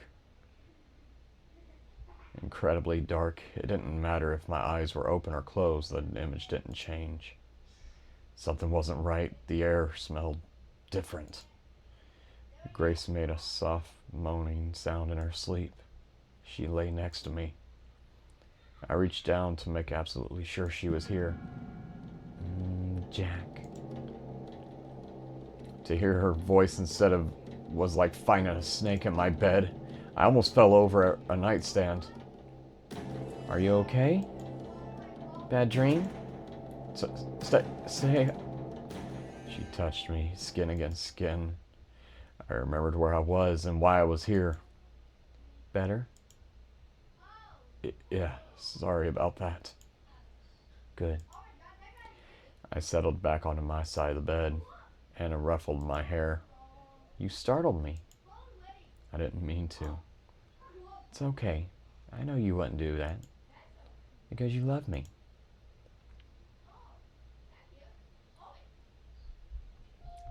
Dear Diary, it's all been worth it. All the years of waiting and hoping have been so worth it. I never expected it to go as well as it did. Now I feel so silly I ever worried. Grace, the horror, is out of the picture. It was easy. She is so scared of everything. And Jack is all mine. I expected he would struggle a lot more. I'm so proud of him. Even in the terrible state he's in, no memories of us at all. He knew in his heart he should pick me over her. You're so cute, Jack. The way you're absolutely helpless without me. I'll pamper you a little more. I can do that. There's no hurry. There's no rush. We've reached our happy ending.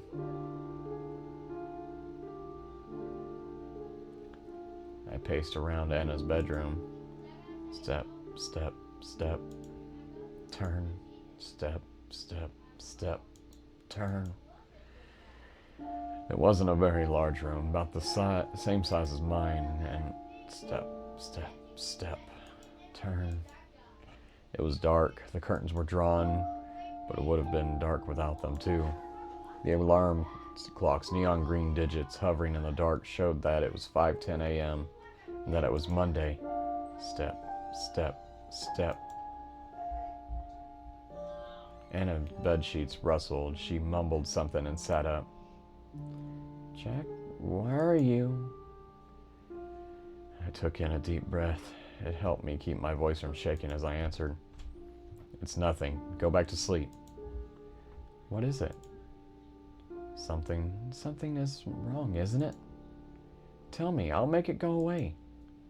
No, please. It's stupid. Tell me. I stepped closer to the bed and banged my shin on its side and sighed. It's Monday. Anna glanced over my shoulder at the alarm clock. Yep, it is. So? I have work. When I came back to an empty apartment, it was early Friday morning.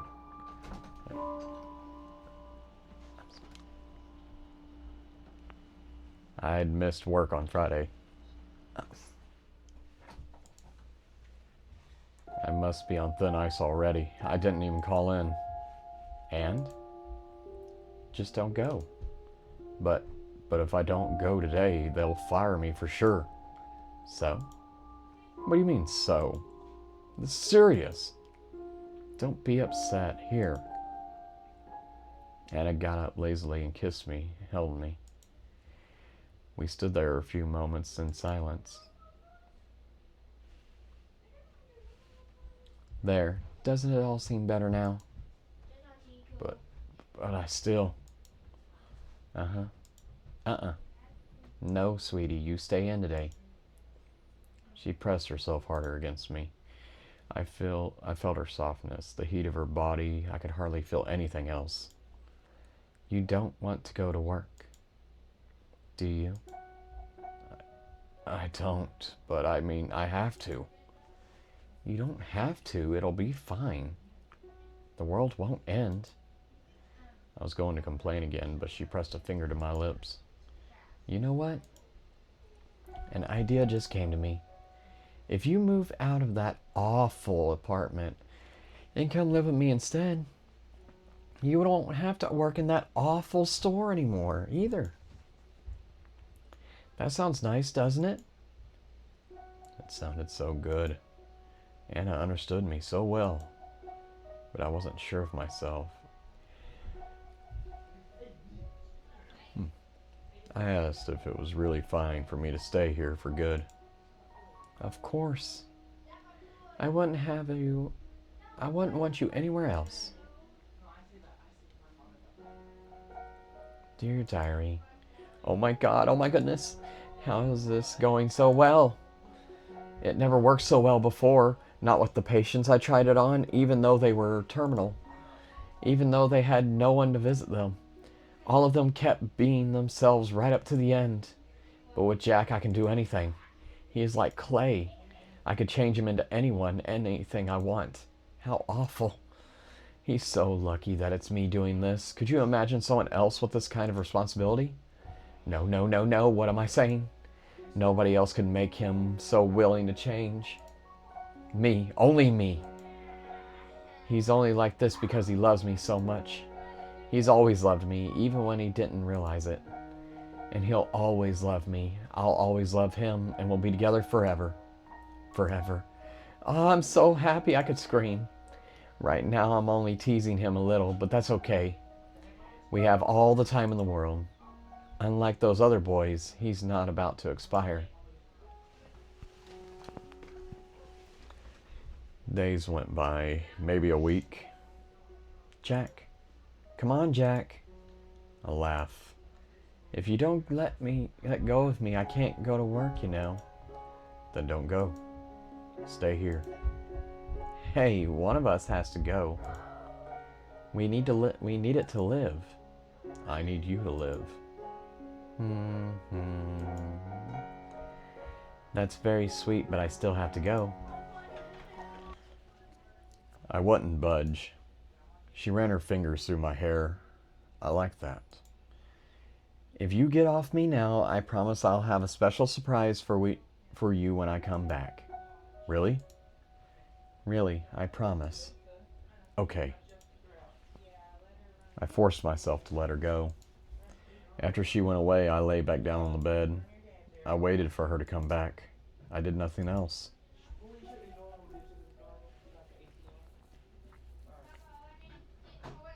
Anna's surprise was a big plastic bag. It was swollen, full of something. I looked at her, then at it, then at her again, and frowned. You'll see. Come, we need to go somewhere. Go outside? Yes. Isn't that exciting? I looked away. What, you don't want to? I held up a pillow in front of me. It was meant to act as a barrier. Oh, you big scaredy cat. Come on. She took my arm and pulled. I wouldn't go. Her grip was strong, or maybe I'd gotten weak, but I stayed in place. So you really don't want to go? How come we can't just stay here? Oh, sweetie. I don't want the apartment to burn down. She'd made me dress in outside clothes. They were rugged and cold. The outside was even more rugged and cold. The street was wet. It must have rained. The people there were giving me looks. They were looking at me like I was trash. Why? What had I done to them? What had I ever done to anyone? Oh, hey. Ease up a little. You'll hurt my hand. I'm sorry. That's okay. If you really don't feel like it, we can go back home right now. Really? Yes. But I know you can do this. So will you do it for me?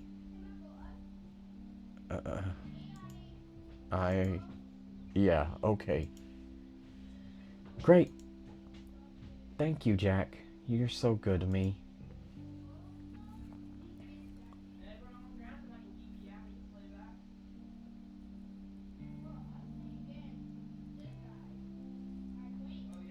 We walked for over 15 minutes. My feet hurt and my legs made clicking sounds. I hadn't really walked in over a week, but I didn't complain. We're almost there. Do you know where we are? I shook my head. Anna had led me somewhere I'd never been. Each street we passed was dirtier and grayer and more abandoned than the last. The people looked at us all the more meanly. I thought they were going to hurt us, but Anna wasn't afraid, so I did my best to be brave too. Whatever she had in the plastic bag, it wasn't heavy. The bag was so full it was almost the shape of a big ball, but it still swung so lightly. What do you think is in there? Anna had noticed me looking. I don't know. Want to guess? I didn't. I told her I didn't. I told her I couldn't think of anything. Oh, well, you'll see soon enough. Our destination, I saw 5 minutes later, was an empty street. A whole street, blocks and blocks of it, completely abandoned. The pavement was cracked, the buildings that still stood were hollowed, and everything was overgrown with weeds. It was more of a jungle than a city street. It was ugly. I hated to even look at it. Isn't it so beautiful? Yeah. I'll show you the best spot here. It's my favorite. But it'll be our secret, okay? You can't tell anyone else. Okay.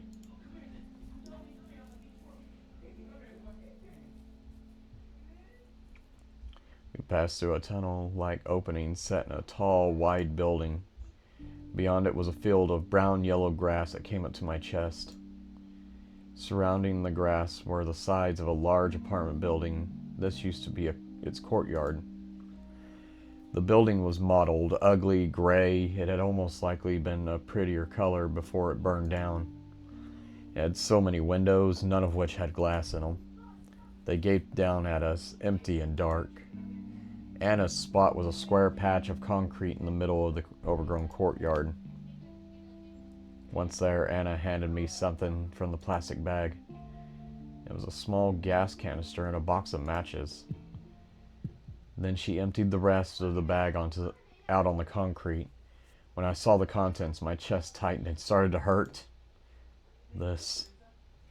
Anna, this is...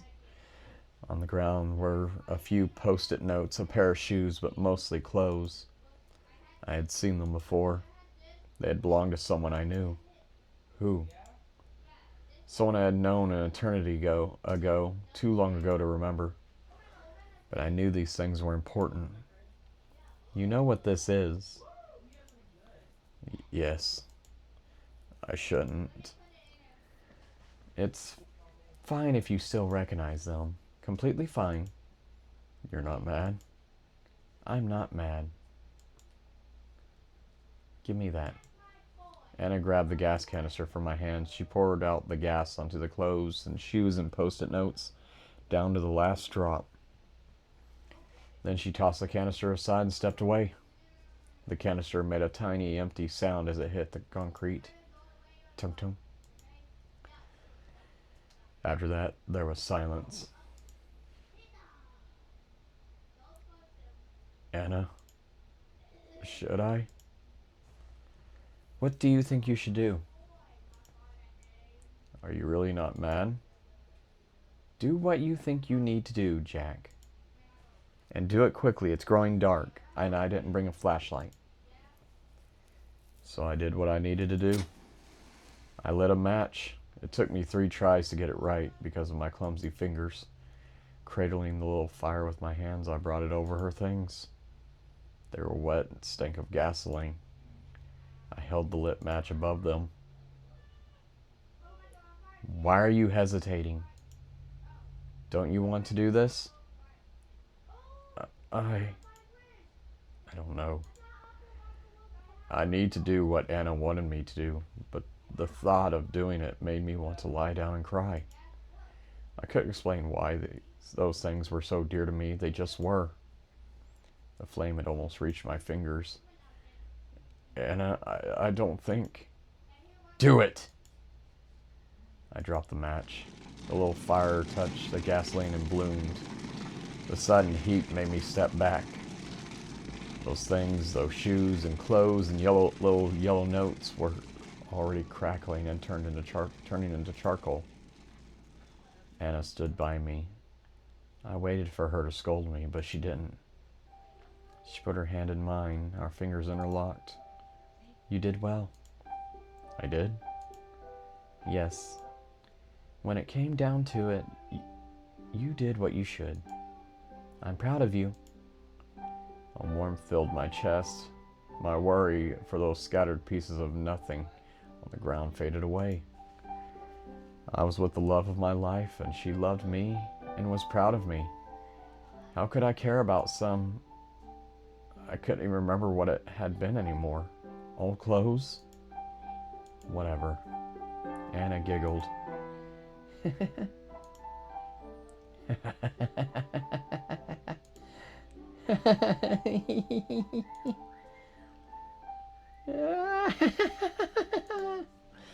It made me so glad to see Anna happy. I pulled her close. After a good minute of laughing, she sighed as if spent and looked up at me. Wasn't that fun? Yep. The things on the ground had already gone out. They were black and unrecognizable. Let's go back home. Okay, Anna. You're so happy, aren't you? And why wouldn't you be? I'm happy too. The happiest I've ever been. Me too. The happiest I've ever been. Really? Yep.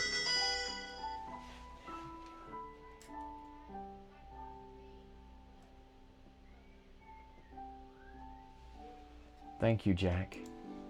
That means the world to me.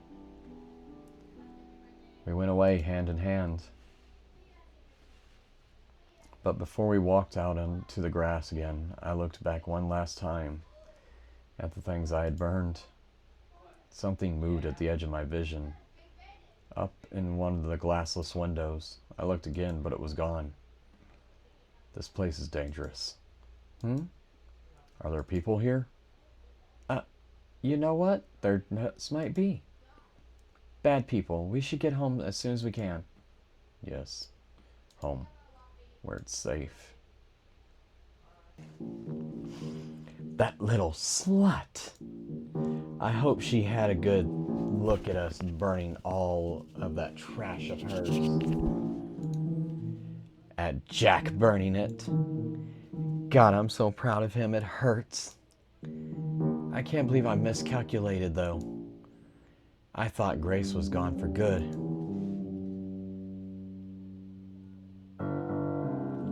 But then there she was in our hallway, asking where Jack was and what I'd done with him. All this while, Jack was right on the other side of the door. Can you imagine what would have happened if I wasn't there?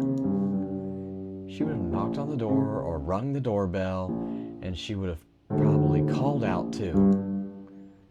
It would have scared Jack so badly I can't bear to think about it. Thankfully, I wasn't wrong about everything to do with her. She hasn't called the police. I know she wouldn't. I just didn't think she'd come back at all.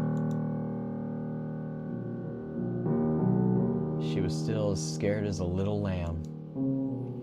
Her hands shook while she demanded I tell her what happened to Jack. He can't be in there, can he? She stepped forward, but I put myself between the door and her. She backed off again. I wonder how she didn't pee herself. She was so scared. Jack doesn't want to see you. What are you doing to him? No one's seen him. No one's seen him since I went away. It's like he disappeared. He's been here the whole time? God, what are you doing to him? Be quiet. She was making so much noise. I put a hand on her shoulder. I had to see if she had the guts to slap it away. She just stood there. Jack is perfectly fine. He's happy and he doesn't want to see you again. I know he probably hates me now, but at least let me see him. I have to at least see him again. So annoying. Loneliness has made her desperate, unpleasant. That's what being yourself does. Look at dear Jack. We've only been together for a short while and he's already such a sweetheart. And he was so prickly before. If you see him now, he'll tell you he hates you. Do you really want that? No, I don't want that, but... Then go away. It's as simple as that, don't you think? Even someone like you should understand. Why are you so... I thought we were... She swallowed hard. I have to see him. Anna, please. Being alone made you into a real bitch, you know that? What? Or did it? Were you lonely after all? It really makes me wonder. With how little money you took with you, I was sure you'd be living on the streets. But you're clean, you don't smell more than usual. I'm living with a friend. What does it matter? That's a lie. You don't have any friends. Grace gritted her teeth and glared at me. She wanted to run away in shame. She's so simple, so obvious, but she couldn't leave with Jack so close. So, where are you staying? Whose cock are you sucking for rent? I'm not. Is that wrinkly old man you worked with? It's nothing like that. I am living with Dawn, but I'm not. Oh, you aren't you? Then how are you paying back his hospitality? You don't have any money, you quit your job too. I checked. I'm not paying back anything. Don't be shy. Oh, screw you. Move. How violent. It's a good thing I separated her and Jack when I did. Any more of this girl's influence, and who knows what could have happened. She tried to shove past me, but I had a little surprise in my pocket. Anna, that's... Yep. So don't you dare touch me again. I might do something bad. I pressed the knife against the side of her neck. It drew blood. I couldn't help myself. But it wasn't a lot. I'm not going to kill someone out in the open like that. I'm not stupid. Grace stood petrified. You can't do this. You'll call the cops? No, you won't. They won't believe you. They never do. Right? She didn't lash out for once. She must have finally realized how useless I was to, or how useless it was to try. She shuffled away. I waved her off. It's only polite. She didn't even look back. But then she kept following me around even after that. What a stalker. So I had Jack burn her things. I know she was watching. It was beautiful. Now she'll back off for good. I'm back. Welcome back. Hey, easy, you'll trip. The moment he touched me, those long hours of waiting were painted over by warmth. It made me so happy. Something smells good. Is it dinner? Yes. Oh, you remembered. I'm so glad. I had made a casserole. Or I had made a casserole. Anna set the table and I served it. That was really tasty, Jack. Thank you. I wasn't happy with the meal. It was tasteless and the meat was tough. But Anna said she liked it. She was so kind. I wish I could help more. What do you mean? With money, I guess. I was being serious, but she laughed. That made me feel a bit stupid. Oh, Jack, money's not a problem at all. I told you already, I've got a lot saved up, and the rent here is nothing.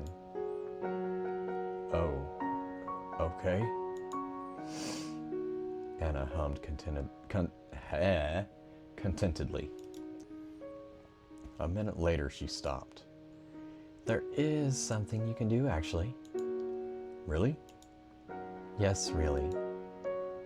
But I'm not sure if you'd be up to it. Anything! I'll do anything for you. Okay, then. What is it? How can I help? Wait until before bedtime, okay? I nodded.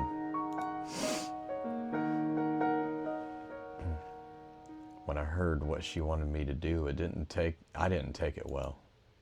I was angry, furious. I felt betrayed. You want me to? Yes, I do. But no! You said I'd never have to remember anything. You promised. I got up from the bed and started pacing from wall to wall, never looking at Anna.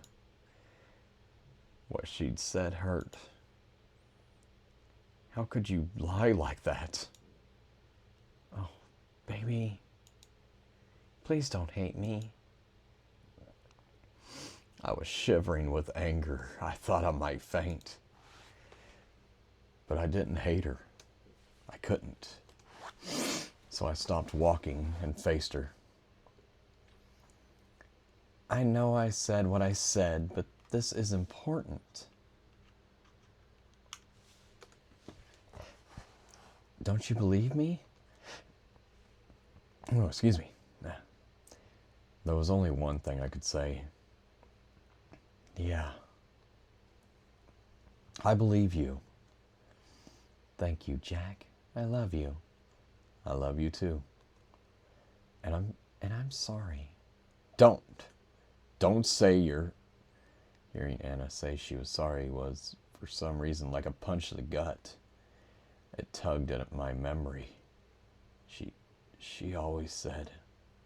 I know.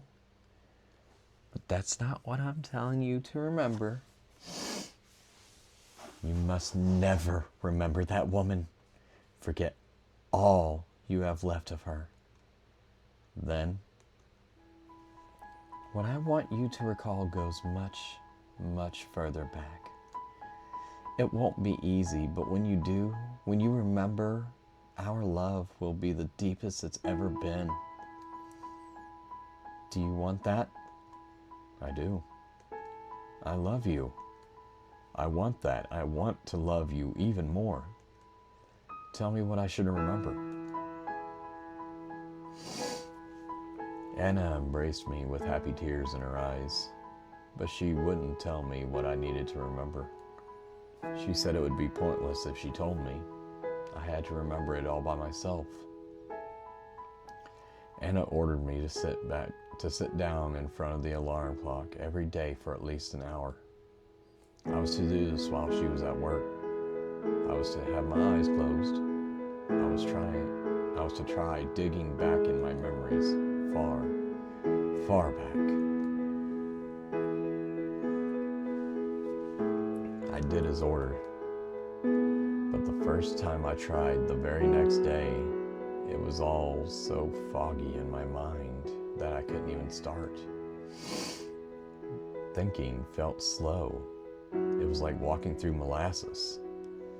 I only made myself tired. Before I fell asleep sitting up, one last thought came to me. Was thinking always so hard? The second time, too, I gave up right away. I couldn't do it. But I had promised Anna. The next day, I tried harder. My head hurt, and I felt like I was groping in the dark, scared and alone. But I did it. I had promised Anna. I waded further in.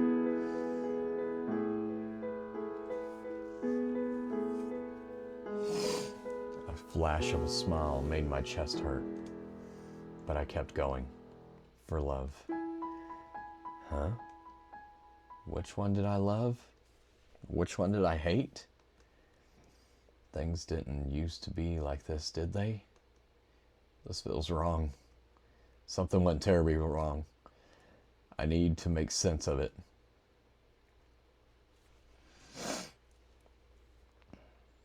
Days later, while going back in my memory, I reached a wall. A dam. I felt I shouldn't try to climb over it, so I didn't. There were things out there I didn't want to see. So I went back to the puddle I'd been searching through.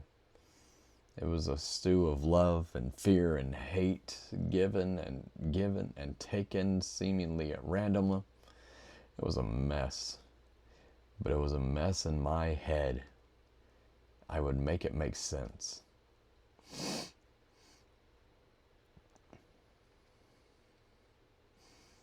Jack. Yes, Anna? I'm going to work. Aren't you going to say bye? Oh, bye, Anna. And a goodbye kiss.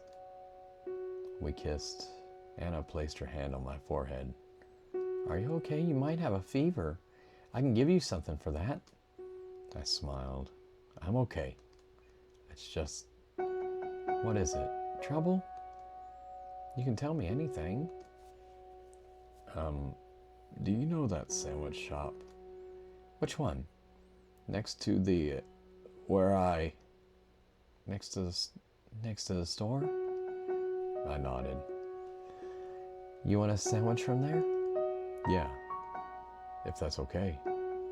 Well, there is always a huge line there. Please, Anna. It would mean a lot to me. Oh, how can I resist? Of course, darling, I'll get you anything. What kind of sandwich do you want? Anything you pick. I'll get you something light. You're not getting much exercise. I don't want you to get fat. Is that all right? Yep. Great. And don't forget your remembering session. You've been doing those, right? Yeah. And? I frowned and shook my head. Nothing yet? Oh well, it's not even been 2 weeks yet. You'll get there soon. I'm sure you will. Yeah, I will. Anna pinched my cheek and kissed me again and left. I went and threw up in the toilet. Oh, God. I brushed my teeth and washed my mouth 3 times over. I can't go on like this. I couldn't keep living here. I waited 10 minutes until I was sure Anna was gone. Then I pulled back the heavy curtains.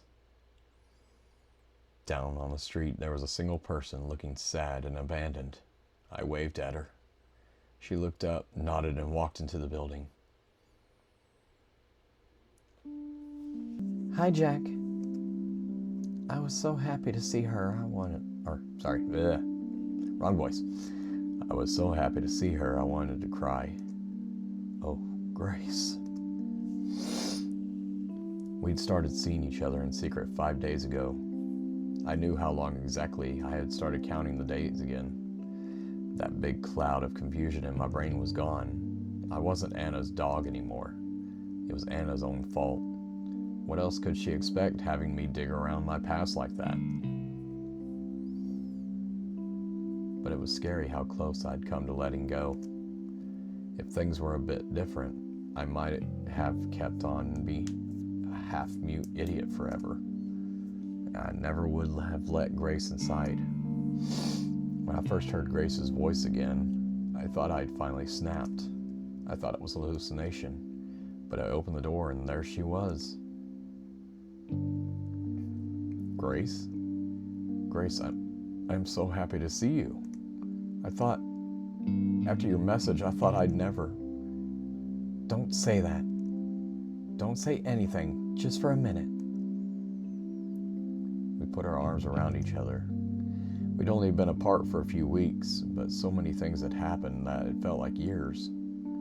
I knew it. You don't hate me. I didn't know what she was talking about, and I didn't really care. Only one thing mattered right now. Let's go. Let's get out of here. I'd been working up the courage to leave ever since I had become myself again. As stupid as it seemed, I was afraid of going outside. But with Grace here, I could leave. I could do anything. We can't. Huh? You're not going to leave here. Not yet. Why not? Do you have any idea what it's like for me in here? I can't imagine, Jack, and I'm so sorry I didn't believe you. You knew how dangerous Anna was right from the start. That's all the more reason to get the hell away. I told you not yet. This isn't something we can run away from. I so wish we could just pack up and leave, but Anna is going to follow us wherever we go. God damn it! I stomped on the ground like an angry child. Grace was right. Anna had followed me here. If we left now, she'd do it again. We have to report her to the... No, Jack, no police. They trust her first 1,000,000 times over. I guess they would. Besides, I wasn't even sure if she'd done anything actually illegal. But what then? What do we do? I don't know. Why is this happening to us? Even as we talked, we kept our ears to the hallway. Though we both knew Anna was at work, and the slightest echo of a footstep was enough to make us jump. Why can't she just leave us alone? What does she even want from you? I think I might have a clue. I told Grace about how Anna was trying to make me remember stuff from years ago. But it was so long ago, anything could have made her obsessed with me. Jack, what? I'm sorry to say this. I know you always hated it when I did. What is it? I had a good feeling of what she'd say. I didn't like it. You really do have to remember. I pinched the bridge of my nose. There was a big headache coming right behind the eyes. I know. We can't win against her like this. Not when she knows so much more than we do. I know, all right. Do you think you can do it? I don't want to do it, but I think I can. I've never tried. Not seriously, not since those first few days. Good. Please do try. And thank you for not giving in, Jack. I know it must be hard. Do you need anything from the outside? I could sneak something in. I don't have a lot, but... No, I don't need anything. Anna keeps me well fed. I put as much contempt as I could into those words. Are you doing all right, though? You don't have any money, do you? I think Anna's got some stash somewhere around here. Grace refused. We can't risk her noticing. And besides, I'm doing okay. I'm staying with a friend. They're a big help. Oh, all right then. So she landed on her feet. It made me happy to hear that. I'll be going now, Jack. What, already? Anna won't be home for hours. She's not supposed to. We've got to be careful. And being here at all is making me so nervous I could die. You're right.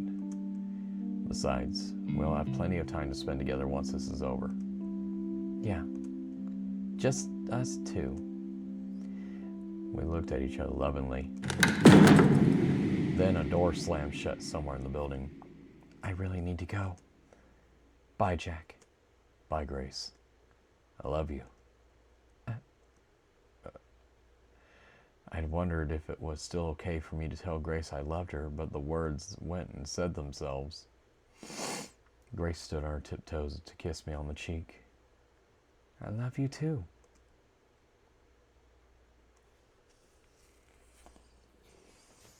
Locking the door after her was one of the most difficult things I had ever done. But seeing her had given me the courage I needed. I felt I could do anything.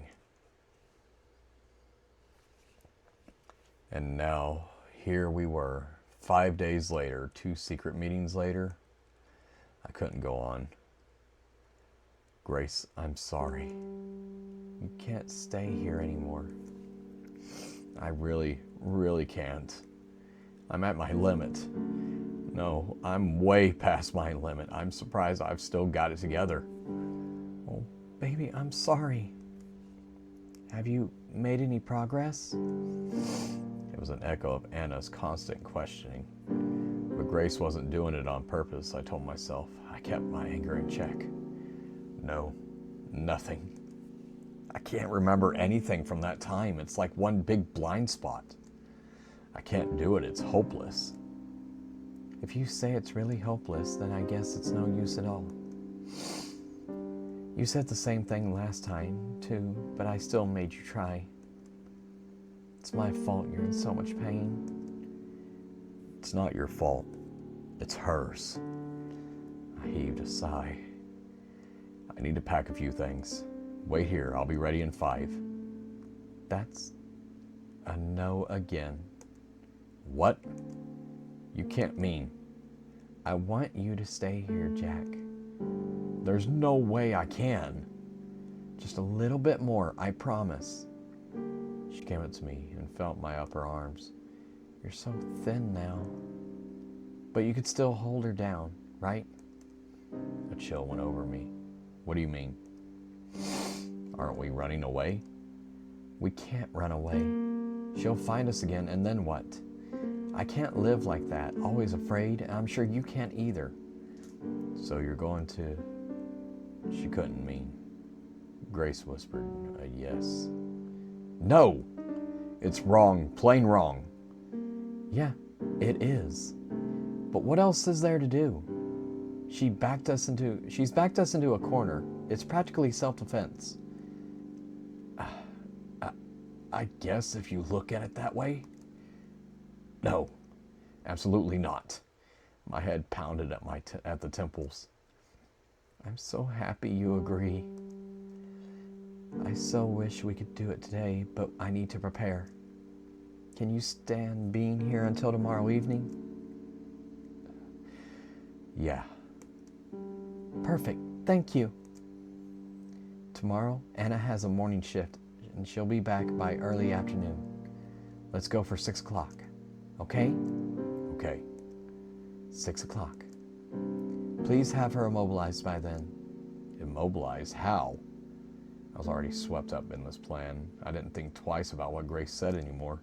The more immobilized, the better. If you just sat on her, that'd be all right, I guess, but tying her down would be a big help. And if you could knock her out, that would be amazing. I'll see what I can do. Thank you. Okay, I'm gonna stop for a second.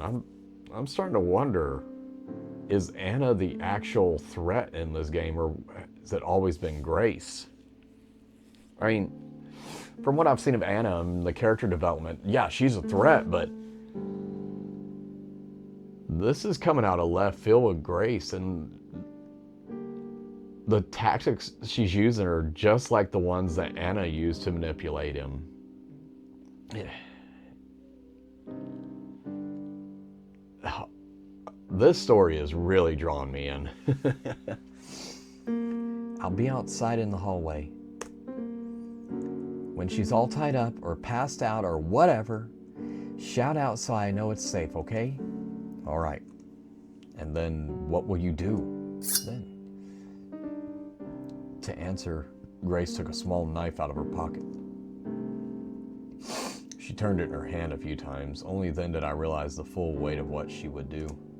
And only then did I realize how she didn't seem bothered by it. Grace, what happened? What do you mean? This isn't like you. The Grace I know. I hesitated. What did Anna do to you? Grace's good mood seemed to evaporate. She pressed her face against my chest. She did a lot. I felt like I was dirt, and I promised myself that would never happen again. The knife was still in her hand. It looked so sharp. She took you from me too. That's the only thing I really can't forgive. Imagine how happy we'd be if she never existed. Put my arms around her.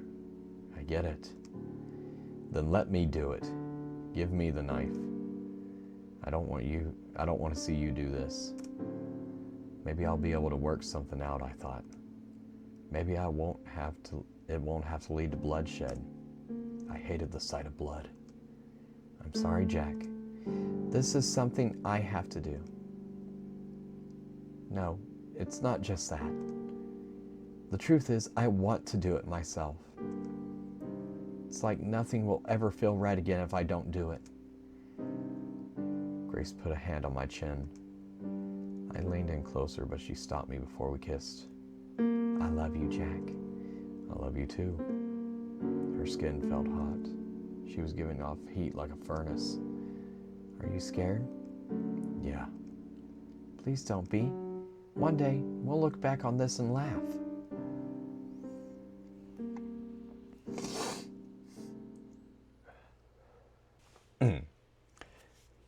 I wake up with a bitter taste in my mouth. One day, we'll look back and laugh. I'm sure as hell not laughing now.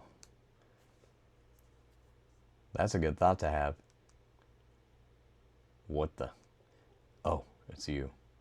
Don't sneak up on me like that. Christ. You should laugh as much as you can, you know? It helps reduce stress. It's hard to find things funny with you around.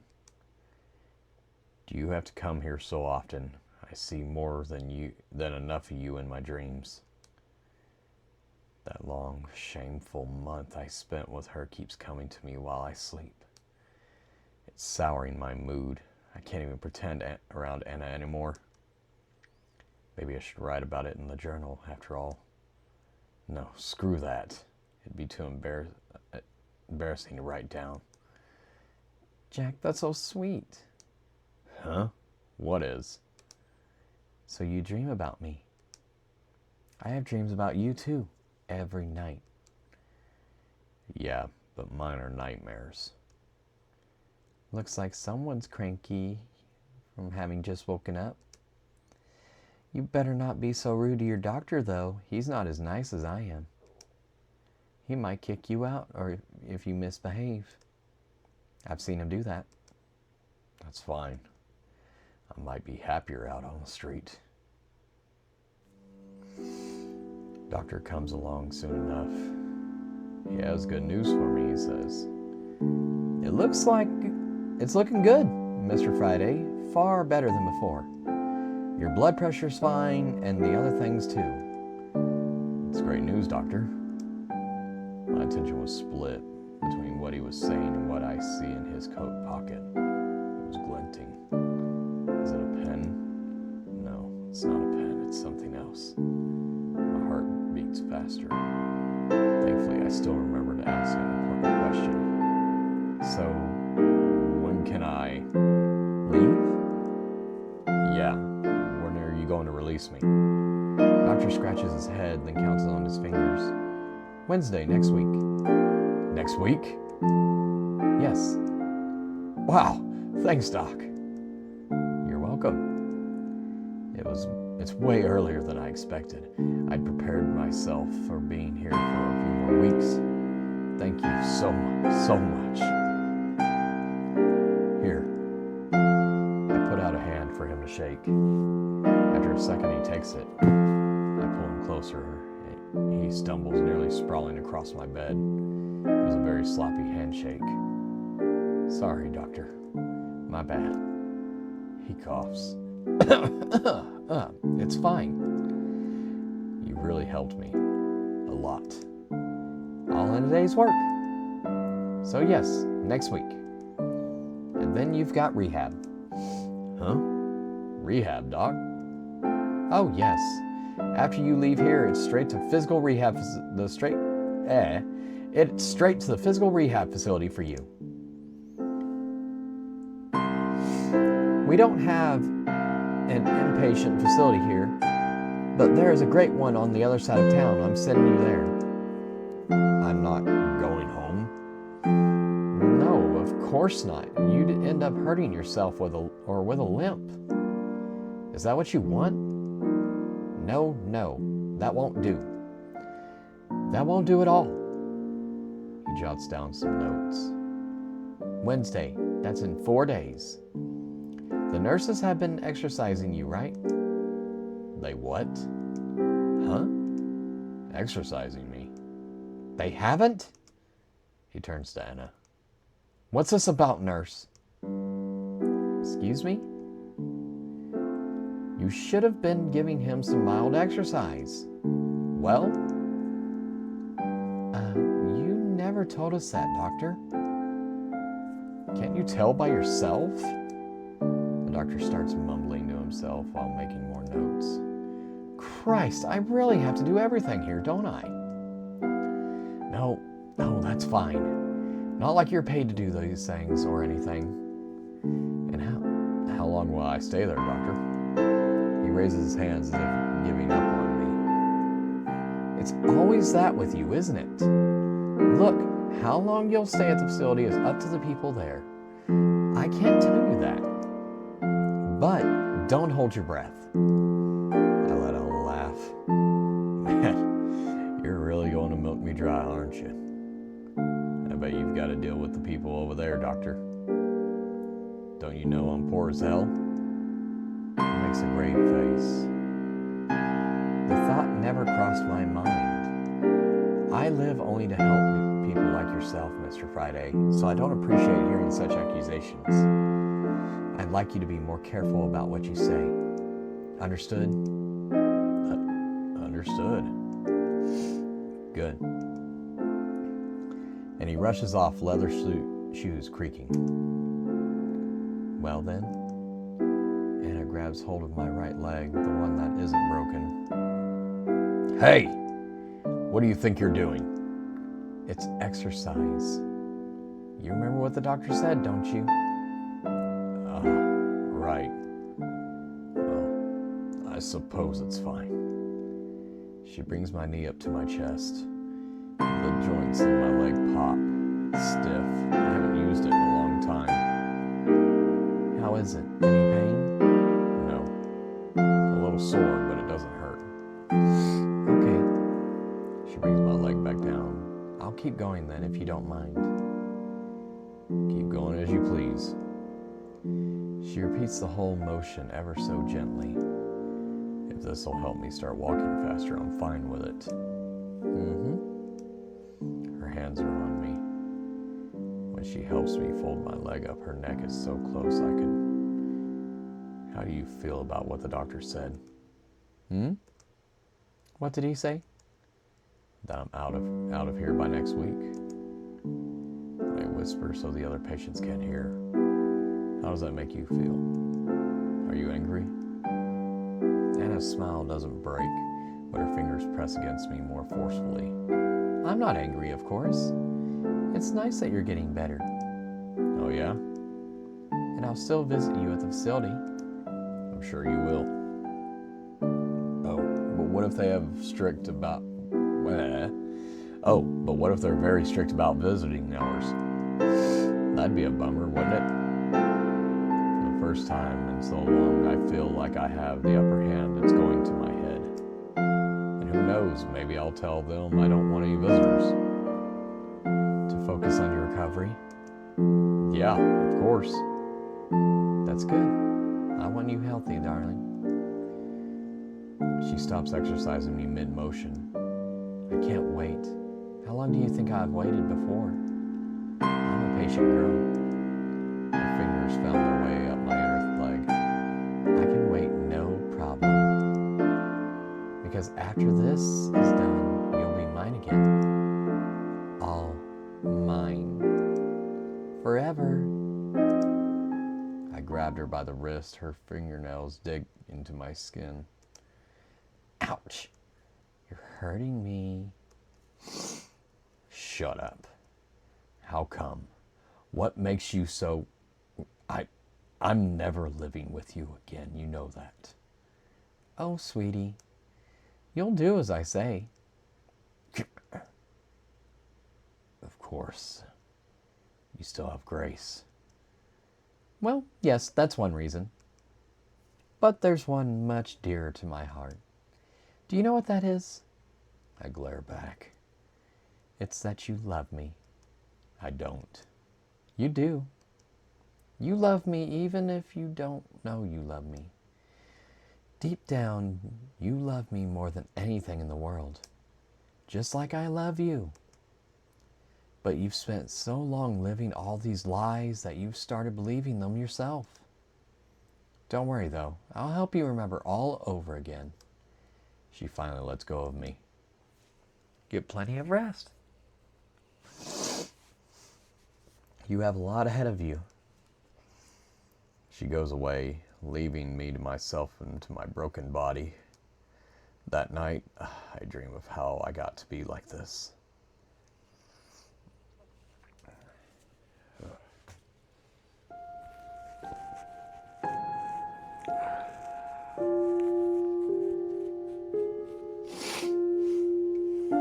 That evening of the day Grace told me we would kill Anna together, I worried so much that I got a fever. Goodness, I was lying down on the bed. Anna put a cold, wet towel over my forehead. I did think you had a bit of a fever. But you said you were fine when I left. I mumbled something. I might have been trying to tell her to stay away. Was seeing Anna, thinking about what we'd do to her, that had scared me so much that it made me sick. I was weak. I can't understand what you're saying. Whatever it is, you can tell me later.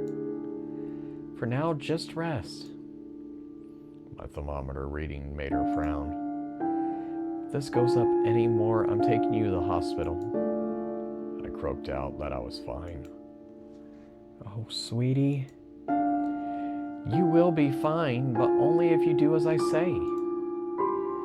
Try to get some sleep. I'll get you some medication and a nice cup of ginger root tea. Thanks. I managed to sleep for the next hour, though I'd wake up constantly. After that, I took a shower. The water was so cold on my skin it hurt, but Anna had warned me not to set it to hot, so I didn't. I put on a fresh set of clothes, then I lay down on the clean sheets Anna had laid out.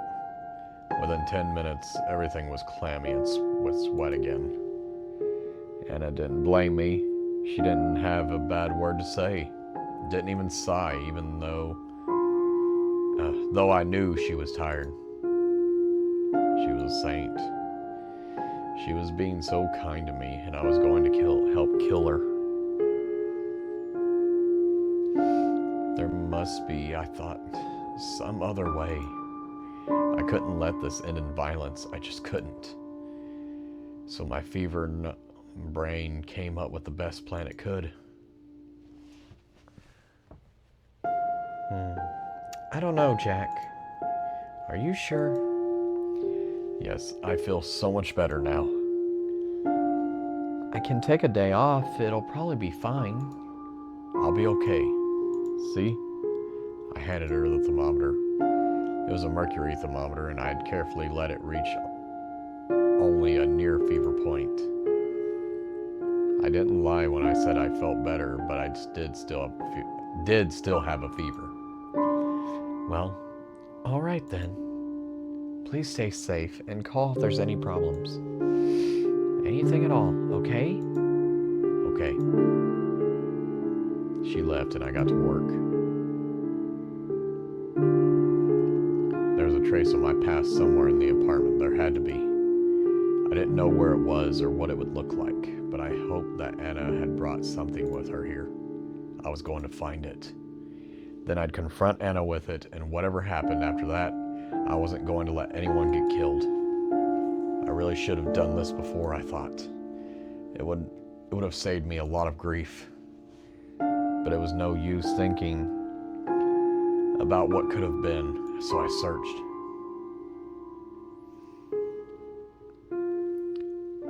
I didn't have to search long. I found what I was looking for in Anna's nightstand in the top drawer. It was the only thing there. Anna had come to trust me so much that she hadn't bothered hiding it. Or she wanted me to fight it. When I saw it, I didn't think it was the clue I was looking for. It was a picture book. A badly made one, too. Thick pieces of paper stapled together, the drawings smeared on with crayon. I read it on a whim. I was curious. But the last page, I wasn't curious anymore. There wasn't a picture. This wasn't a picture book. It was a confession. Okay, good. We get to see the picture book. The Little Wolf. There once was a little wolf. It had a mommy wolf and it had a daddy wolf. But mommy wolf and daddy wolf didn't love the little wolf. Why is that? They didn't love it, and they didn't love each other. And they fought and fought and fought and fought. Then one day something happened, and the little wolf was all by itself. But the little wolf didn't stay alone for long. One day a family of sheep took it in. There was a mommy sheep, and daddy sheep, and the little lamb, and the big dog named Buddy. Okay, so she's the wolf, he's the sheep, these were his parents, and the dog that she talked about earlier in the game. They were a happy family, but they didn't like wolves. Daddy sheep said to the little wolf, wolves should all be locked away, and he also said, you're lucky to be alive. They didn't know what the little wolf was. They didn't know that the little wolf was a wolf. So the little wolf played along and went bye-bye like a sheep and ate grass like a sheep, and for a while it was happy. But it wasn't happy for long. The little wolf was a wolf. It was hungry. It needed to hunt. It knew how to hunt too. It had seen Daddy Wolf hunt. It had seen him do all kinds of things. The first thing that the little wolf hunted was the big dog named Buddy. Mommy sheep and daddy sheep were really scared. Oh no, they said. The wolves are around. There are wolves around. We should be careful. They didn't know the little wolf had done it. But the little lamb did know. The little lamb didn't like the little wolf.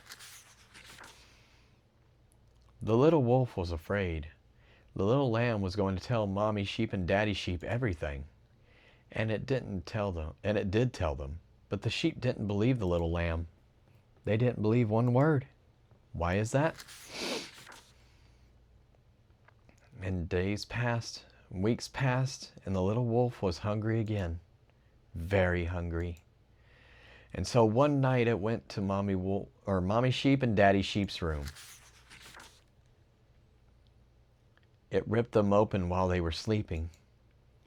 It got their blood all over itself.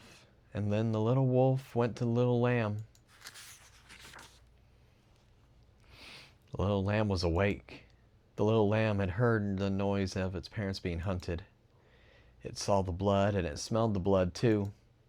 The little wolf came closer. And as the little wolf came closer, it saw the little lamb was not a lamb at all. It was a wolf, just like the little wolf.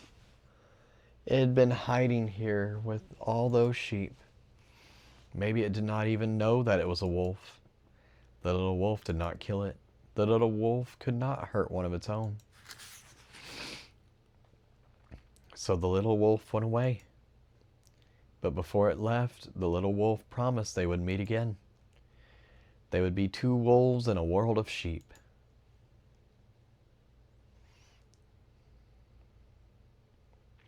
You bitch.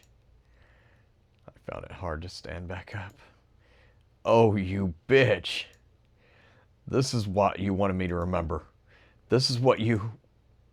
This psycho had taken everything from me. Had almost done so a second time. And for what? I swear. I spoke aloud, and I imagined my family there with me.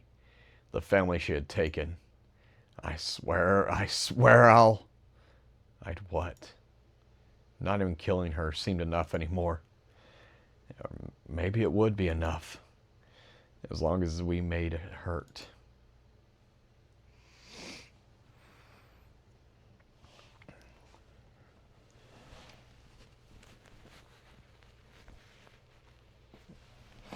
Where am I?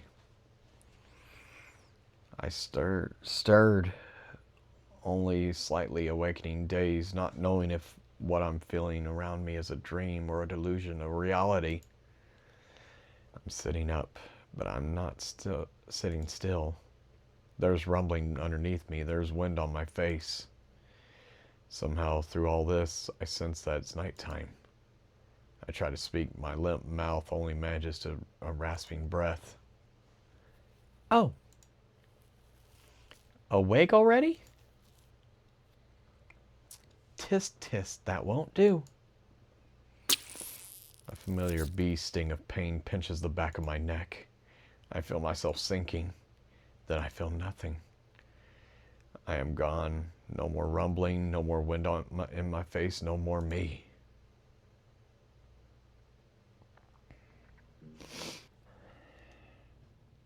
By the time Anna came home, I had been stewing in my hate for hours. My hate for her had become a living thing, eating away at me. I'm back. Jack? Hello? I tried to say hi back, but I couldn't. If I said anything at all, the hate would come spilling out of me, and it wasn't time yet. Where are you, Jack? Anna sounded worried. This made me happy. I couldn't fake it anymore. If she saw me, she would know. I ran to the bathroom, slammed the door shut, and locked it.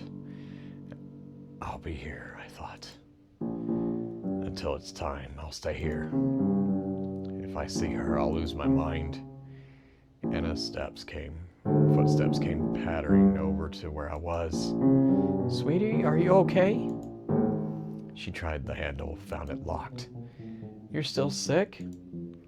Oh, I knew I shouldn't have gone to work. There was a pause. Then she tried again to open the door. Hey, at least say something. You're scaring me. Jack, can you hear me? I'm fine. A sigh of relief. Oh, good. Let me in now, darling. No. I'm staying here for a while. Please open the door, Jack. You don't sound all that good. You sound like you're in pain. I said I'm fine! There came another long moment of silence. Please tell me what's wrong. This time I didn't answer. I lay down on the cold tiled floor. I would stay like this until I felt it was about 6 o'clock. It's not like I had a clock in here with me, but it was better to guess than to go out now.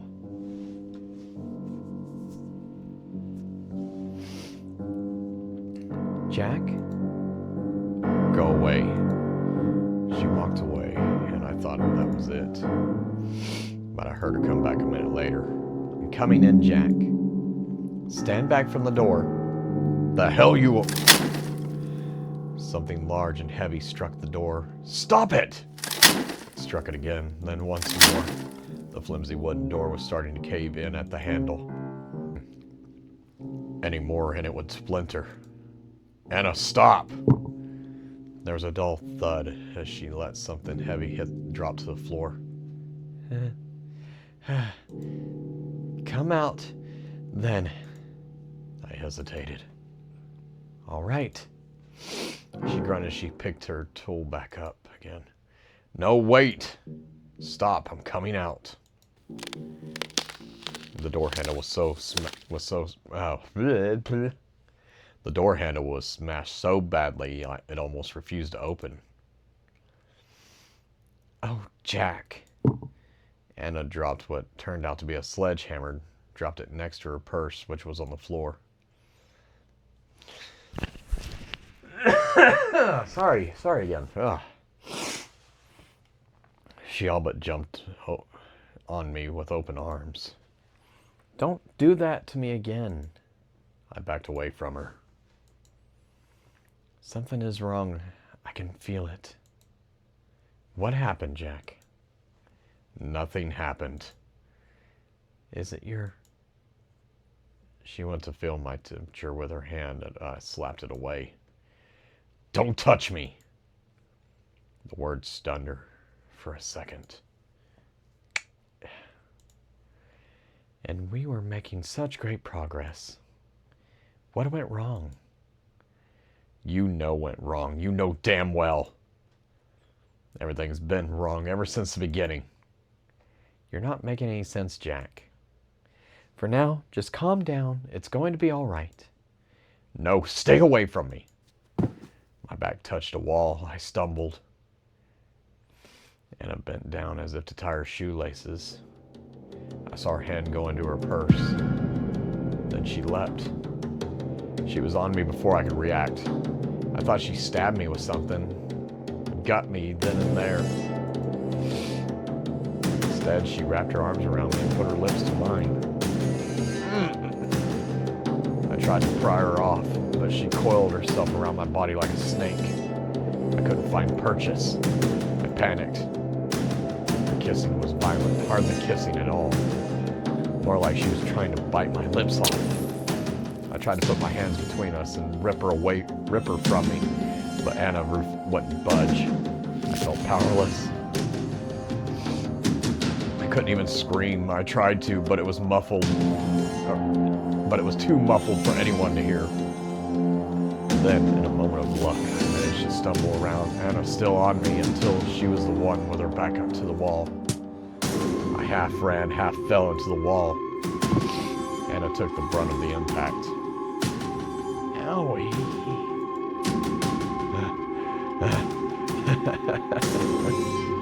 That hurt.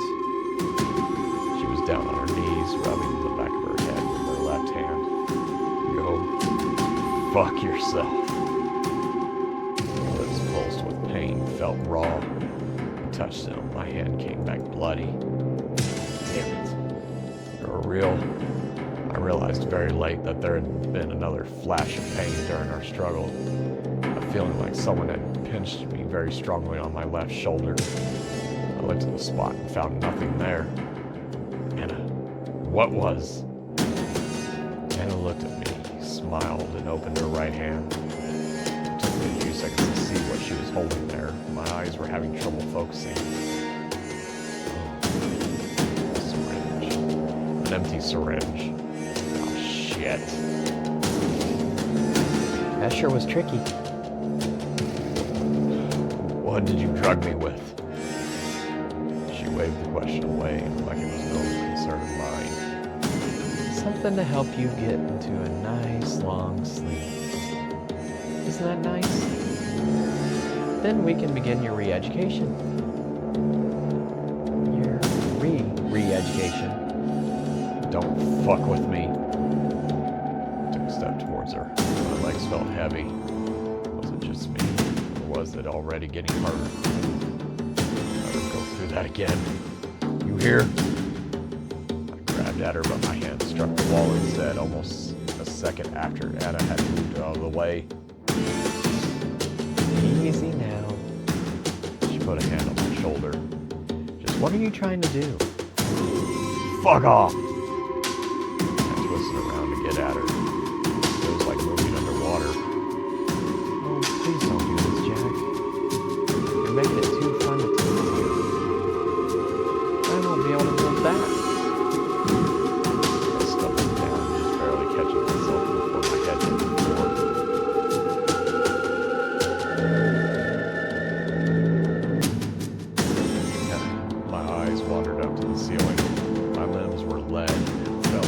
felt like I could not move. There you go. Help. I was a fly. Hmm? Help. It's in a spider's web. Honestly, what are you doing? Help. There's no way out. Stop that. Help! The neighbors think... The neighbors will think we're weird. I went to shout again, but something caught in my throat. Instead, I nearly coughed my lungs out on the floor. Are you all tuckered out now, sweetie? Goodness, you really had some fight in you. You're pretty scary. Next time I'll definitely... What's that? I heard it then, too. The front door handle rattled, and someone banged on it twice. Anna laughed. I think I know who this is. And it dawned on me, too. I tried to shout again, but I was still coughing. Anna went to the front door on tiptoes and checked the peephole. She had put a hand over her mouth to stop herself from giggling. She mouthed the words, "Guess who?" I knew who. She was here early, and I'd failed her. And I waited until the banging started again. In a single fluid motion, she unlocked the door and opened it and stood back. Ah! Ray stumbled in, her toothpick and knife in hand. Ray. Jack! What? Anna was a blur. She elbowed Grace in the stomach, then jumped back as if expecting Grace to slash at her. Grace did nothing of the sort. Her knife slipped from her hand. She fell down right after it.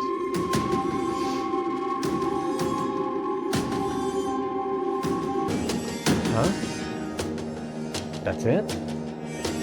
Really?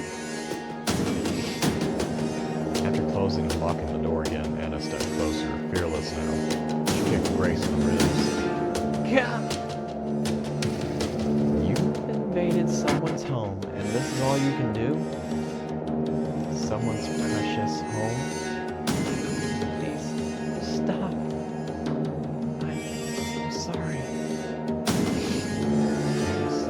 Anna sighed. You're hopeless. She went to her purse and rummaged through it. I knew you had your hand in this. You're the only one who can corrupt my Jack this way. Well, no more. Anna brought back another syringe, this one still filled with a clear liquid. This is a Jack dose. Try not to die, okay? Stop! Stop that! I had managed to stand back up. I wasn't going to let this freak hurt Grace.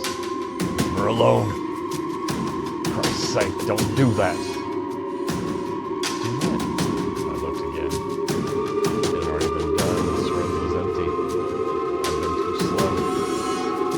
Sit down and be a good, patient boy again. While I decide what I'll do with this girl.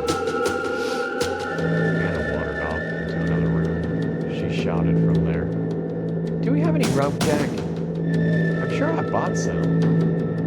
I rushed to see where Grace was on the floor. She wasn't squirming in pain anymore. Instead, she was lying down incredibly still. For a second, I thought she was dead and my heart sank. But she was still alive. She was breathing quick, shallow breaths, her eyes closed but fluttering. Shit. I needed to get her to a doctor. I looked up at to the entrance. By some miracle, Anna had left the key in the door. What about duct tape, Jack? Hey, Jack! I managed to turn the key in the lock, even in the state I was in. I turned back to Grace. Though she probably couldn't hear me, I had to tell her something. Grace, go get help. I'll be back soon. I couldn't carry her out. I was on the verge of collapsing on my own. The best I could do was get someone down on the street to help me. turned the handle using both hands. The door wasn't open. Oh no. The door was bolted shut. Anna must have added the bolt lock on her own. Finding Grace's apartment didn't have one. I tried to unlock it, but my fingers wouldn't move like I wanted them to. I tried again.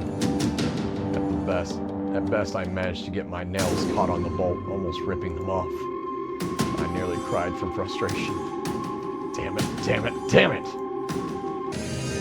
On the verge of giving up and letting go, I looked around the small apartment and found and found my means of escape. I'll either have to use really nice cuffs on her or go to the... Jack? Where are... Oh, shit. Anna had seen me hanging out the window, legs first. She ran over to me. I slid further back. Jack, you'll fall. Yeah. It was a miracle I'd managed to slide back the curtains and open the window with my useless hands. Stay away from me. I was holding onto the windowsill with open palms and I was slipping. No, you'll hurt yourself. Take my hand. I glanced at the street below. When I'd gone to climb out, it didn't look like much of a drop. This was only the second floor after all. Now, I wasn't so sure. There was so much empty space between me and the hard concrete. Take my hand, Jack. If I landed well, though, I'd be fine. Probably. What are you waiting for? Anna grabbed my wrists. Bah. My hands let go. I was not connected to anything. I floated. Ugh. The impact knocked the wind right out of me. There wasn't much pain, but I knew I'd landed badly. I looked down at my body. My leg was a shape no leg should be.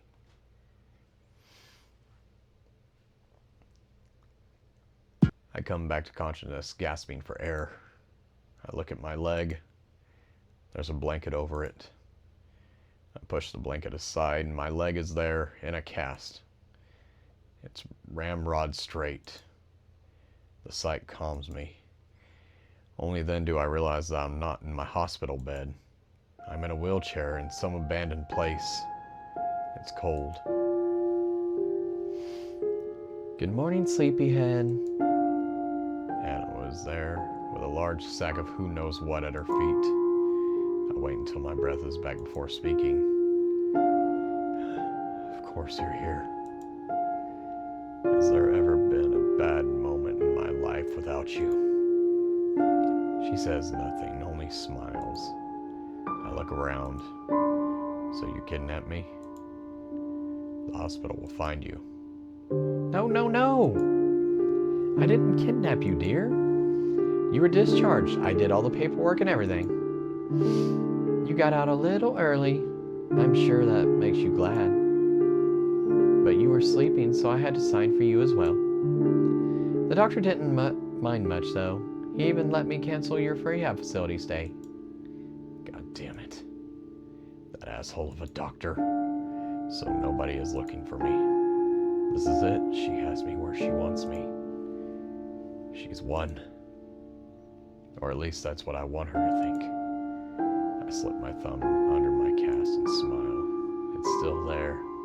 Right where I put it. Why did you bring me here, Anna? And where is here? You mean you don't recognize it? Take a look outside. I look out the busted windows.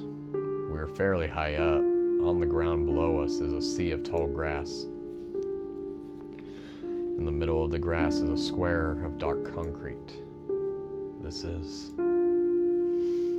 is where you showed your love to me. By burning everything that reminded you of that girl. Tell me where she is, now. Oh. I was surprised how nonchalant you were about this. Anna kicks the bag at her feet and it whines. Oh God. It isn't a bag, it's Grace, bound and gagged. Untie her, goddammit. Can't you see she's hurt? She's not hurt. She's fine, see? Anna removes the rag she'd stuffed in Grace's mouth. I gave her water and kept her fed and everything. Well, most of the time. But I'll tell you what, she used to be a real handful. Grace only stares blankly. Let Grace go, you monster. Take those cuffs off. Grace's arms are cuffed behind her back. Her legs are cuffed together too. She mumbled something now. Let her go yourself. I'll give you the key. Anna dangles the key in my face. It's never that easy with you. What do you want? Are you serious? Are you actually serious? You're asking me what I want, Jack. I want the same gosh darn thing I've been telling you all this time. I want you to remember us. Well, I remember. You do? My feelings come pouring out of me. I've kept them bottled up for so long. Yes, I do. You killed my family, my father, my mother, and even my fucking dog. There! Are you happy, you sick freak? I saw your little picture book. That's how you have fun, isn't it? Reminiscing. Is that what you want me to remember too, huh? So you can see me scream and beg for my life? Well, fuck you. I'm not begging for anything. I take out the scalpel I stole from the doctor and hid under my cast. If you come any closer, I'll gut you, I swear. Now let Grace go. This is between you and me only. She has nothing to do with it. Don't ruin more people's lives than you already have. Jack. I'm not asking twice. Do it. Oh, Jack. Anna heaves a resigned sigh. You really know how to disappoint a girl. When you said, darn it, I should have known, but for a second. What the hell are you talking about? Jack, you. Fine. I'm done trying to do this, even though it would have been so romantic. What are you? I feel something bad coming. She reaches into her purse and takes out something small. She lets it fall to the ground. It's my journal. My hands are shivering. I don't understand. Jack? What? You've got it all wrong. Even after seeing the picture book. I didn't kill your family. You killed mine.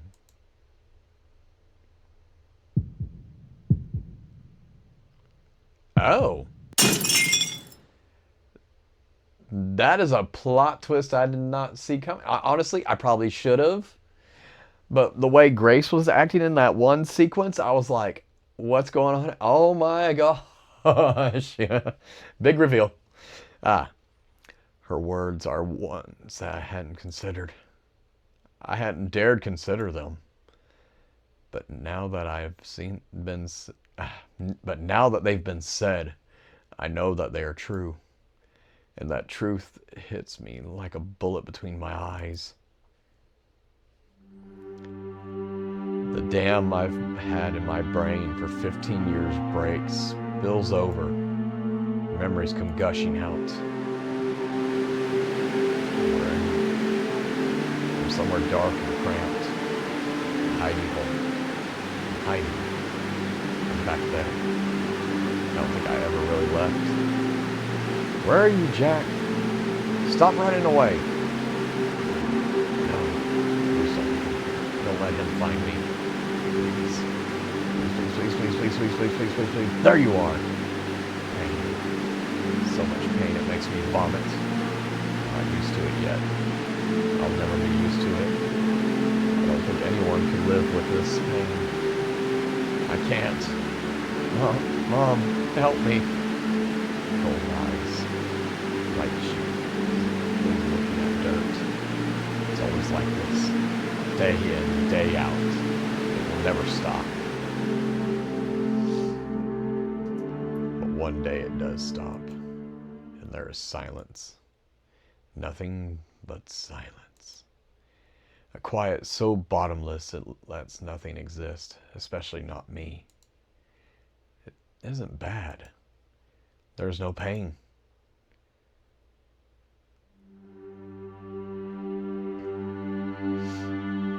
But things start moving again.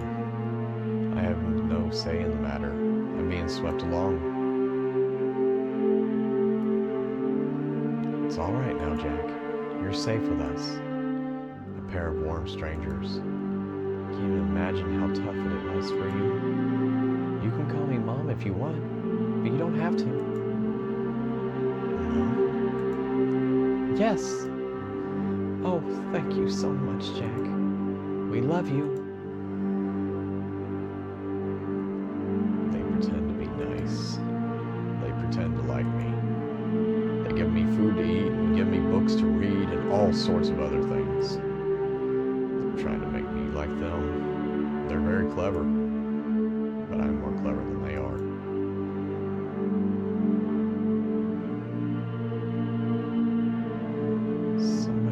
Somebody kills their dog. I like the dog. They must have killed the dog. It was what they'll do to me too. I know what they are like, what they're all like. I don't want to die. I've got used to living again. So one night I took a knife.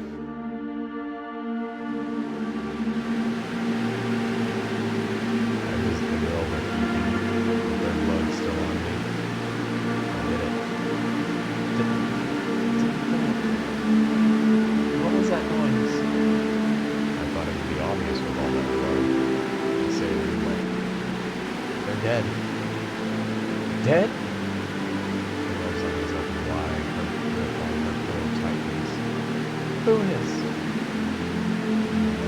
Dad. Thought she'd be happy, but she starts crying.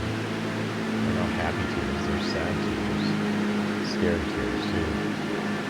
She's holding the pillow between us like she wants to protect her. She's afraid of me. Why? You're free now. They won't hurt you.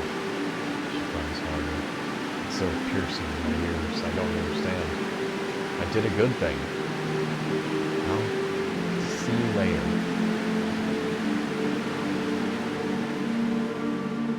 The crying is so loud, I have to go outside. It's cold, steam rises from the warm blood. I did a good thing, didn't I? I did. But there's doubt now. I think of their eyes when they woke up with their necks opened up. They weren't angry. I didn't know what they were. Now I think they were sad. I'm confused. So confused. I've never been this confused. I drop the knife.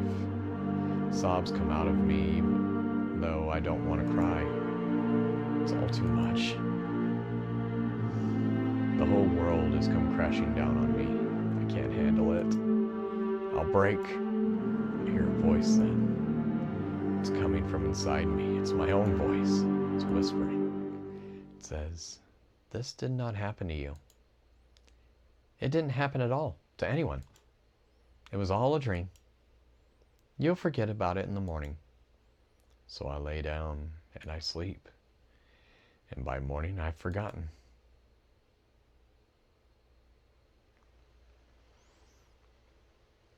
This all comes back to me in a single flash of understanding. I sit there for a minute, barely breathing, as the weight of it passes over me. When I finally look around again, I realize my jaw hurts. I've been clenching it. Do you? Yes. I remember now. Anna still looks suspicious of me. Can you prove it? You used to have short hair, Anna. I teased you about it. I said you looked like a boy. and takes a few steps towards me. She collapses with her head in my lap. You're back. I'm so happy. I'm so happy I could die. There. I run my fingers through her hair. I can't help but pity her. Anna starts talking, but her sobs make it hard for her to speak. I knew if I waited, you'd come back to me. That was really cruel, you know, what you did. You showed me everything and then went away. I offer her the end of my blanket. She blows her nose on it and takes a few deep breaths to calm herself. Thanks. You taught me everything you know, Jack. I can't ever thank you enough for that. At first I was scared and I hated you. I was really stupid, huh? But the more I thought about you, and I thought about you a lot, the more the truth became so obvious. You showed me what the world is really like. There are sheep and there are wolves. You are a wolf and I am too, right? That's what you saw in me back then, right? That's why you spared me. And that's why I love you, because we were made for each other. You love me? I do. I love you. I love you. I love you. I love you. And you love me too. I see. Anna kissed me on the cheek before picking the scalpel up from the ground. I dropped it at some point. She places it gently in my lap, then wheels me over to Grace. Grace is lying on her side. Her eyes are focused now. They're looking at me. But I can't help but feel she's not seeing me. I'm close enough to hear the words she's hissing out. Kill her. Kill her. Kill her. Please. There's a whistling quality to her voice. I bend down and pull her lips back. She's missing some teeth. I turn to Anna. Well, that's, How many? just 4. No more than that. And I didn't enjoy it or anything. She just really wouldn't shut up until I did that. Anna's eyes dart sideways. I follow them and I see a pair of pliers on the ground alongside a towel and a bottle of what might be rubbing alcohol. Are you mad? I don't answer. How do I feel? You know, I didn't kill Buddy. What? You didn't? No. Then who did? I shrug. It could have been anyone. Anna thinks it over, but eventually also shrugs. Oh, it doesn't really matter. It doesn't matter, really. I guess it doesn't. Or, sorry, I guess it doesn't. Okay. Here are the 2 options that are going to lead to the 4 different endings in the game. And apparently my 2 options are kill Grace or don't kill Grace.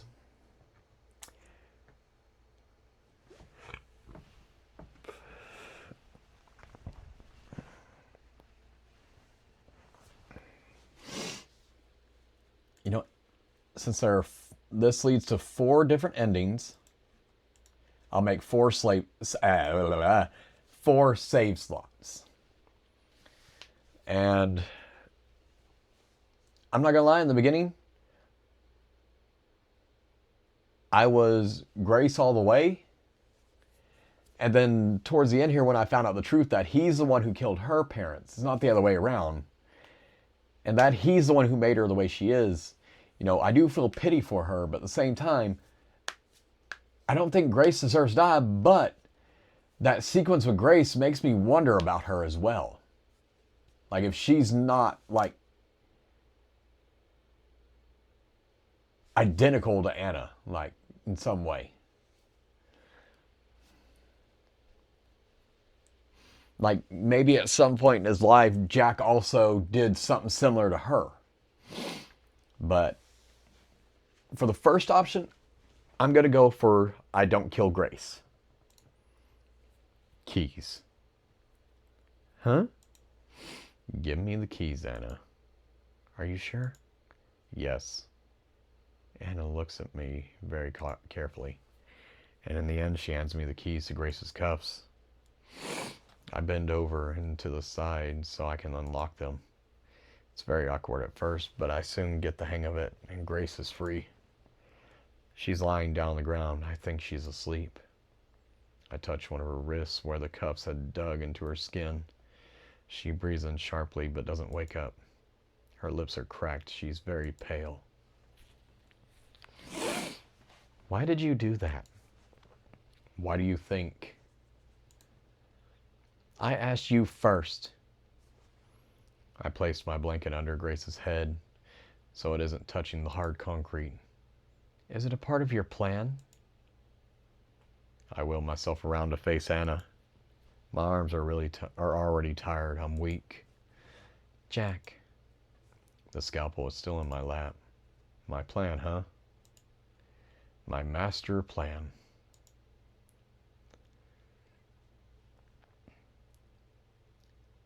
Okay. I'll go ahead and save these two here. And like I said, in the beginning, I was all about kill her. Yeah, we need to kill her. But after finding revelations out, I do have some pity for her. But like I said, with this first run, we went with the original choice. So we're going to go with the original choice on this. Yes. I guess this is part of it. Though my arms are heavy, I managed one quick swing. Huh? It's a good swing, too. Anna doesn't even have time to bring her hands up to her throat. The drop in blood pressure drives her to the floor. She stares at me for a while, mouthing words I can't understand. Less than a minute later, she stops. She's gone. I place a scalpel in her hand. I then fold her fingers around it. Fingers crossed. Behind me, I hear Grace stirring from her sleep. I get to her so fast I nearly run her over. Grace! Grace, are you awake? Can you hear me? Her eyes flutter open. She sees me and smiles. So you're saying she did it to herself? Why? Why? I don't know why. Maybe she saw no way out. I say the first thing I can think of. I'm too tired for anything else. Yeah, you sure had her cornered, huh? Eh? The inspector taps at my wheelchair with his foot. He sees me as harmless. Or I hope he does. I hope he'll let me go soon. He doesn't. Come on, Friday. That can't be it. Give me the whole story. I repeat what I said. Anna killed herself. I don't know why. She must have lost her mind. The inspector doesn't look happy. He's been questioning me for hours. Now he's about to start over again and ask me everything once more. I can tell he's going to do it. He's done it so many times. But a knock on the door interrupts him. Someone's calling him out. Don't go running off now. He laughs as he walks off. A minute later, there's a crashing sound like someone's throwing a chair. Within the hour, they let me leave.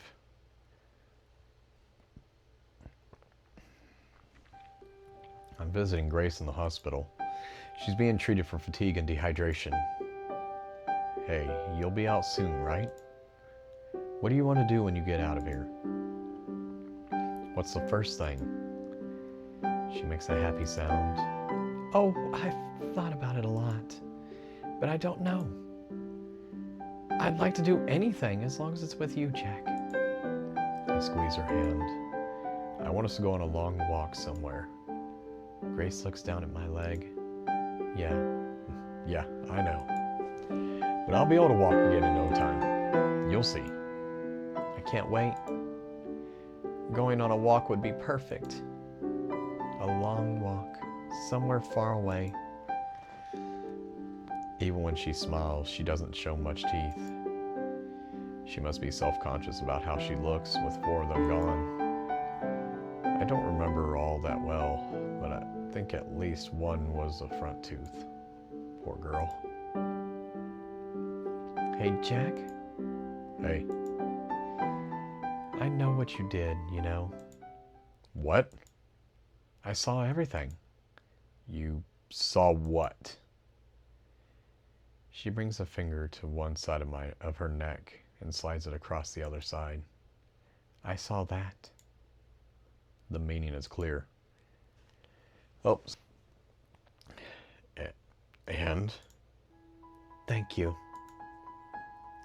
I hoped for so long that you'd come save me, and then there you were. You were so brave, it was amazing. I never could have done that. That's it? That's it? What? Were you worried I'd tell someone? Jeez, you should know I wouldn't do that. It was my idea to kill her in the first place, remember? And I love you too much to tell on you anyway. I told them Anna killed herself. That's why you put the knife in her hand, isn't it? That was very clever of you. And now she's gone. And there's nothing in our way anymore. Isn't that amazing? Yeah. Oh, I think I just had an epiphany. What if she's the one who killed the dog Buddy and she's been stalking him for even longer than Anna? Oh, I mean, that'd be a heck of a twist, but also I kind of hope it doesn't happen that way. Yeah. Hey, Jack?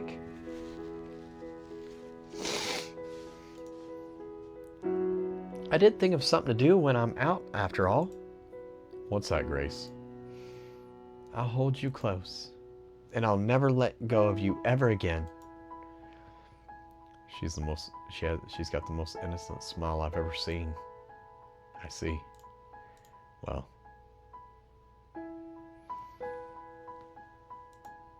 I guess this is fine too. I smile. You like the sound of that, don't you? Yeah, I was just thinking. Yeah? Things are going so incredibly well. It's like the whole world is bending over backwards for us. Even though what, Jack? No, it's nothing. We have every right to be happy, don't we? We do. We deserve this, the most out of anyone in the world. Yeah, we do.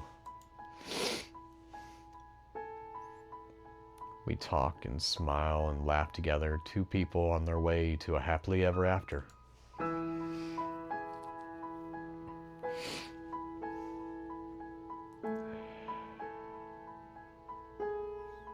Oh, okay. So that's I guess that's the first ending. In which with that one I stuck with the original choices of saving Grace and killing Anna. And oh my goodness, my heart stopped for a moment when the way Grace was acting. And I was like, what if because he had, after finding out that he was the one who killed her parents and her dog and made Anna the way she is, and then he revealed that he wasn't the one who actually killed the dog, it was somebody else. And the way Grace was acting, I was like, oh my God, what if it's Grace and she's been stalking him the whole time? And it made my heart sink for a moment.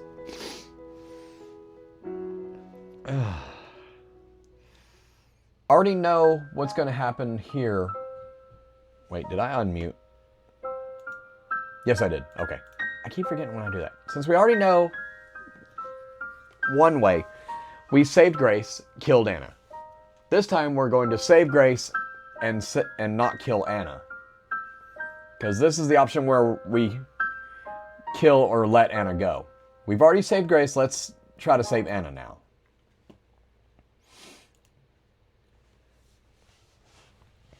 Toss the scalpel through one of the glassless windows. It makes no sound as it hits the ground. No sound as it hits the ground. There is no plan. There's never been one. Anna stares. Go call for help. We need to get Grace to a hospital. Who are you? Hello, my name is Jack. It's nice to meet you. No, you're not. How come you remember everything and you're still... I thought... I'm sorry, Anna. I caused you so much harm, more than I can repay, ever. No, you never. I killed your parents. Who cares about that? They were sheep. They were people. We're people too. There's only people. Shut up. It's true. No, you're wrong. I'm so sorry. Anna takes out a knife and holds it to my throat. Is it Grace's knife? The one she wanted to kill Anna with? I'm not sure. It could be. Either way, she has it pressed against my jugular. Stop playing tricks with me. Please. I can't take it. Don't do this, Anna. If she kills me, her future is done for. I can't let that happen. This is my fault. Put the knife down. Or what? You'll do what? I won't do anything. I'd never hurt you. I want you to be happy. Then... Anna forces my fingers around the knife's handle. Take this and... Wiping her eyes, she turns my wheelchair until I'm facing Grace. Do it. I'll be happy then. Kill her. I can't. Why not? I'm not who you think I am. The man she thought I was doesn't exist. He never did. What I did when we were kids was a mistake. No, it wasn't a mistake. It wasn't. You were my hero. Right? She's struggling. She might accept the truth, or maybe she won't.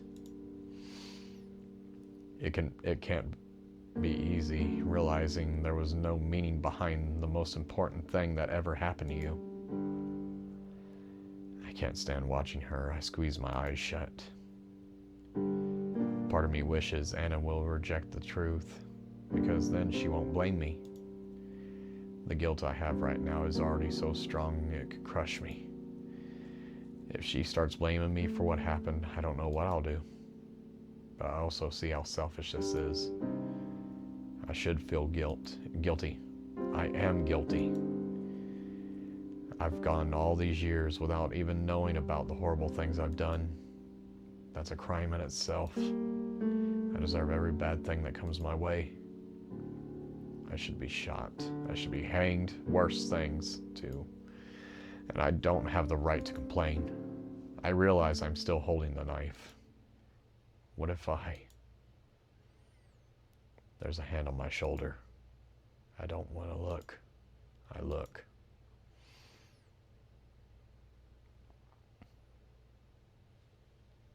Oof, flashbanged me. Cool breeze wakes me up. Thank God something woke me up. I hate being stuck in the past. You're finally awake, Jack. Did you have a nice dream? Should I tell her? I don't remember. I was about to wake you up myself. You can't ask us to come out here and then spend all day snoozing. It's not fair. I laugh. Sorry. I'll make it up to you next time, all right? Well, Okay then. If you say so. Grace flashes me a smile. She's got all of her teeth again. She used to have an outline of a wound on her neck, but that's gone now too. No trace of it. You could say that about all three of us. Not a trace of anything. If someone came walking by, they might think we had no worries or regrets or anything bad in our lives at all. The girls are up on their feet. I tried to get up too, but I'm having trouble. Need some help? Please. Anna takes my right hand and Grace scrambles to take my left. They pull me up together. We start slowly walking back. I really have slept a long time. The sun is much farther in the sky than it was. It's casting long shadows. There are people watching us from afar. When are we going to do this again? I don't know, when we can. Promise it won't take too long. Yeah, I promise. This seems to satisfy her. I take a deep breath, and a deep breath my lungs fill with fresh air. I love it here, so peaceful. There's nothing around for miles. Well, almost nothing. There's that one building. It looks like a mansion. You wouldn't think it was anything else. It's great out here, isn't it? It's pretty nice. Yeah, it isn't home, but I really like it here. And I've met so many new people. You know, if there's one thing I've managed to learn here, it's that you need as many friends as you can get in life. A whole bunch of people who love you, to love. It makes everything so much easier to bear. And you might get hurt. That's just how life is. I guess to most people this is all extremely obvious, but it took me a long time to figure out. At one point I even thought I could make it through life alone. And maybe I could have made it alone, but I didn't have to. Grace showed me this. Grace taught me how sweeter life was when you had someone to share it with. But even after learning that, I was still cold and rude to people. I was cold and rude to the people I worked with and to the other patients in the hospital. I was like that with anyone other than Grace. That was no way to live life. It was Anna who, in her own way, taught me that I had to change. One person to share life with is not really enough. It's like building a house with only a single thin wall. A house with only one wall. That's the metaphor I've heard used. I think it's a good one. There's only one relationship in your life that really matters. And something happens to that relationship, your whole life can crumble just like that. If I had known this from the start, things could have gone a lot better. But I didn't know it, so that's that. There's not use beating myself up over it. Not over that. I should be grateful instead. I don't think I'll ever thank you two enough. Thank us for what? For helping me sort out my mess of a life. That's a strange way to describe what I did. No, for real, I mean it. Thank you. What's that? What's with that all of a sudden? I just felt like saying it. We take a little break so I can stretch my leg. I massage my knee. It's starting to hurt. I met someone new the other day, by the way. In all honesty, I'm bad at meeting new people, at making friends. Oh, no. At making friends. But I damn well try. I met a woman named Anne. Funny, right? I'll have to introduce you to her. I think you'd really get along. A woman? Hey, don't get jealous now. I'm not. There's no reason for you to be jealous of anyone, Grace, or you, Anna. You're the most important people to me in the world. That's true, and the girls know it's true. They mean the world to me. I care about them and they care about me, and that's what truly matters. Jack, did you happen to be dreaming about what happened before? How do you know these things? Just a guess. And it looked like you were having a nightmare. Does that still bother you? Of course it still bothers me. Everything that happened was my fault after all. Again with that.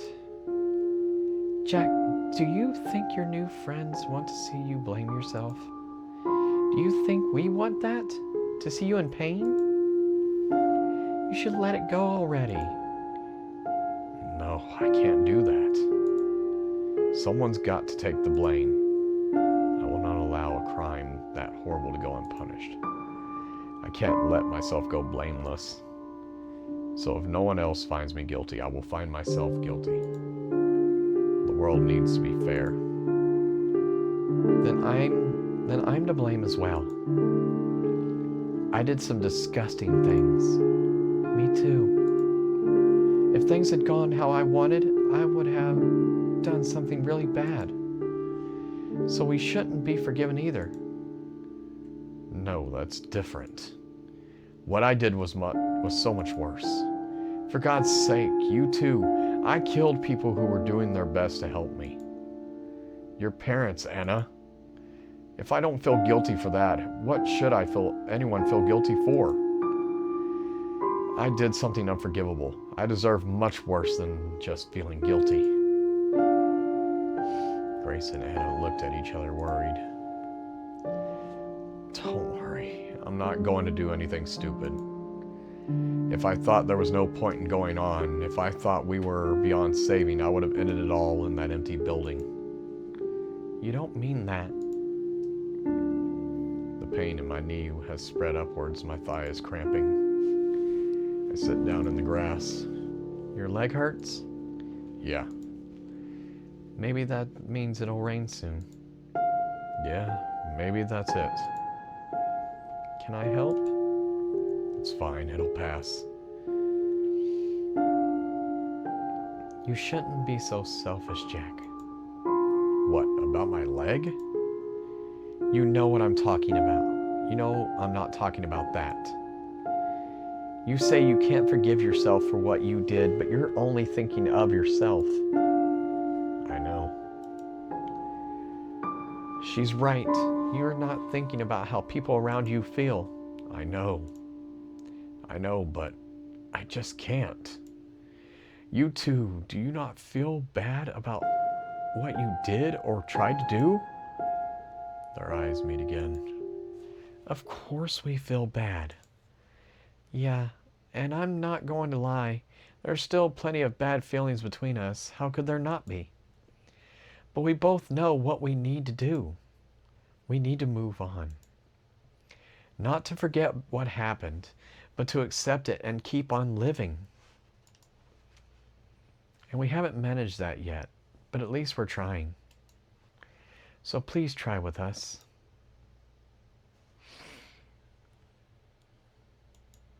Can I do that?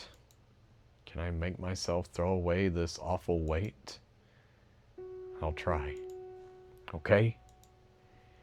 I can't say I'll do it, but I promise I will try.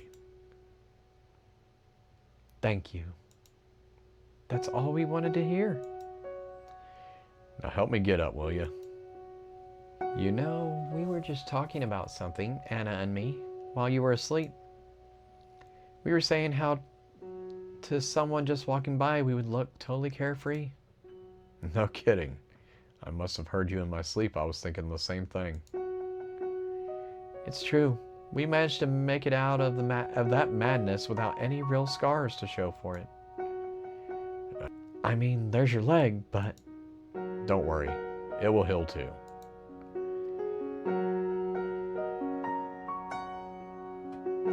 So, if you go by that, there's no reason why our spirits wouldn't heal either. Yeah, that's what we were saying. Don't you think so too? And don't you think it would be nice? Yeah, I see what you mean. It would be nice. It's not the most exciting thing to look forward to, but it really would be nice. You know what? Screw excitement. I've had enough of that. Give me a boring life. Anna laughs. I feel the same way. I'm so much more at peace now without all that excitement. Yeah, I get it too. Let's go then. I take the girls by their hands. Huh? Where are we going? What do you mean? We've got boring, happy lives to look forward to. I took a few grand steps forward. My leg cramps up again and it sends me tumbling to the ground. Jack! Are you all right? Are you hurt? Laughter spills out of me. I'm not hurt at all, but I had such a dumb fall that I can't help but laugh. The girls see I'm okay, and so they laugh a little too. Seeing them happy warms my heart. And at that moment, I've made my decision. I told them I would try to stop blaming myself, but I didn't truly mean it. I mostly said it because they wanted me to say it. But now I'm sure I'll do anything to make them happy. To make them happy, I'll stop myself from being miserable if I can. No, I know I can do it. I'll do it for them. I'll shake off this weight, and I'll be happy. I think I've stumbled upon something incredible. I found myself a life worth living.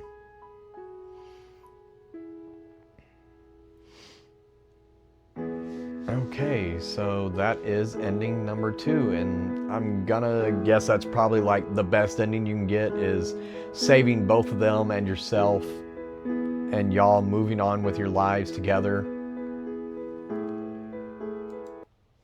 Okay. Okay, so we loaded up here. We're gonna go back to this save. I did not kill Grace at first, but we're gonna go ahead and kill her. I plant the knife. Grace's neck blossoms red. It's the 3rd time I've seen this strange sort of fountain. I forgot how pretty it was, but the smell is still awful. Anna crouches down next to me again. You did well. Your shoes are wet. It doesn't matter.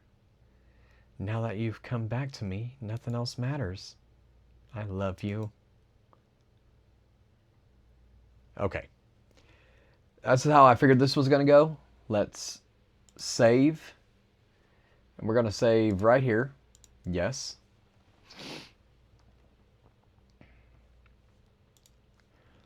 And since the first one, we didn't kill Grace and we killed Anna, this one will kill Grace and not kill Anna. I love you too. Jack. What is it? I'm tired. Hang in there, you're almost done. Anna is shoveling dirt onto a spot on the ground. Help me. I would if I could. When she's done, I hand her a towel so she can wipe the sweat off her face. Great work. Thanks. But don't you think it's a little obvious? The mound of dirt is the only spot that's not overgrown with grass or weeds. It's obvious, but it doesn't matter. No one ever comes here. I see.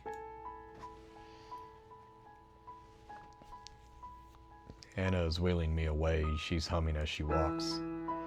We're on our way home. It's good to be back. I'm sorry I took so long. That's okay. Anna brings her head down next to mine. How long you took doesn't matter. You're here now, my love. She's cute. I want to tease her. Hey, you're taking me to the rehab place, aren't you? No way. I'm never letting you out of my sights again. What if I want to meet some cute girls there? If you do that, I'll bury them too. I expect nothing less. But keep in mind, I'm not going to let you baby me like you did that one whole month. What the hell was that about? Sorry, Jack. I couldn't help myself. You were so helpless and cute. Yeah, I sort of get it. Don't think I'm helpless now, though. Of course you're not. Just wait until I can walk again, and then you'll see. You'll help me walk again, right? Of course. I learned all about that. I've been very busy, you know. I know, I'm very busy. You've been busy all these years, haven't you? Yes. I tried to make myself into the perfect girl for you. Did I do well? You did well. I'm proud of you. Anna Beams. You must be disappointed, though. All you get is me. That's not true. You're perfect the way you are. You can't not be perfect. That's what you showed me that night. You were like an angel of death. You were just... Anna sighs with pleasure. She's not looking at me. Her eyes are closed. Hurry up, Anna. It's cold out here. Yes. Don't worry, we'll be home in no time. I can't wait.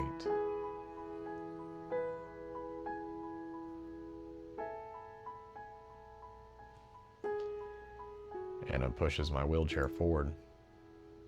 We're going into the life I chose for us. 2 wolves in a world of sheep.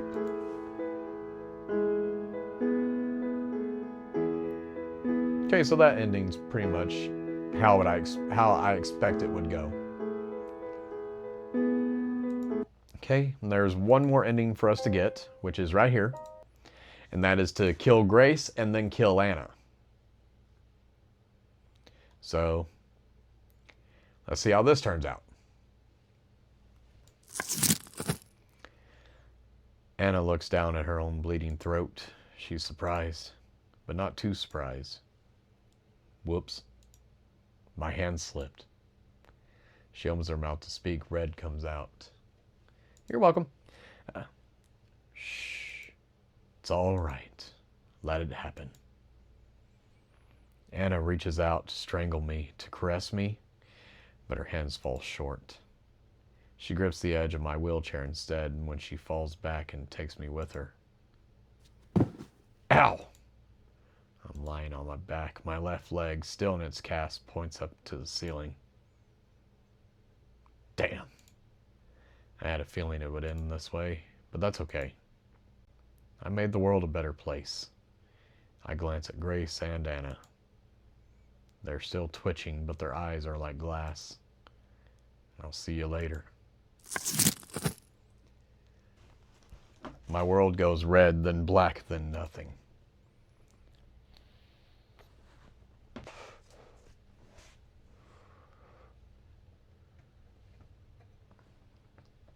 Okay, so they all die in that end. And I guess that'd be the worst ending, I guess you would label it as. Okay, so we have finished Kill or Love and gotten all 4 endings. And I gotta say, I was very happy with the game. It's a very fun game. Thank you for being here. Bye now.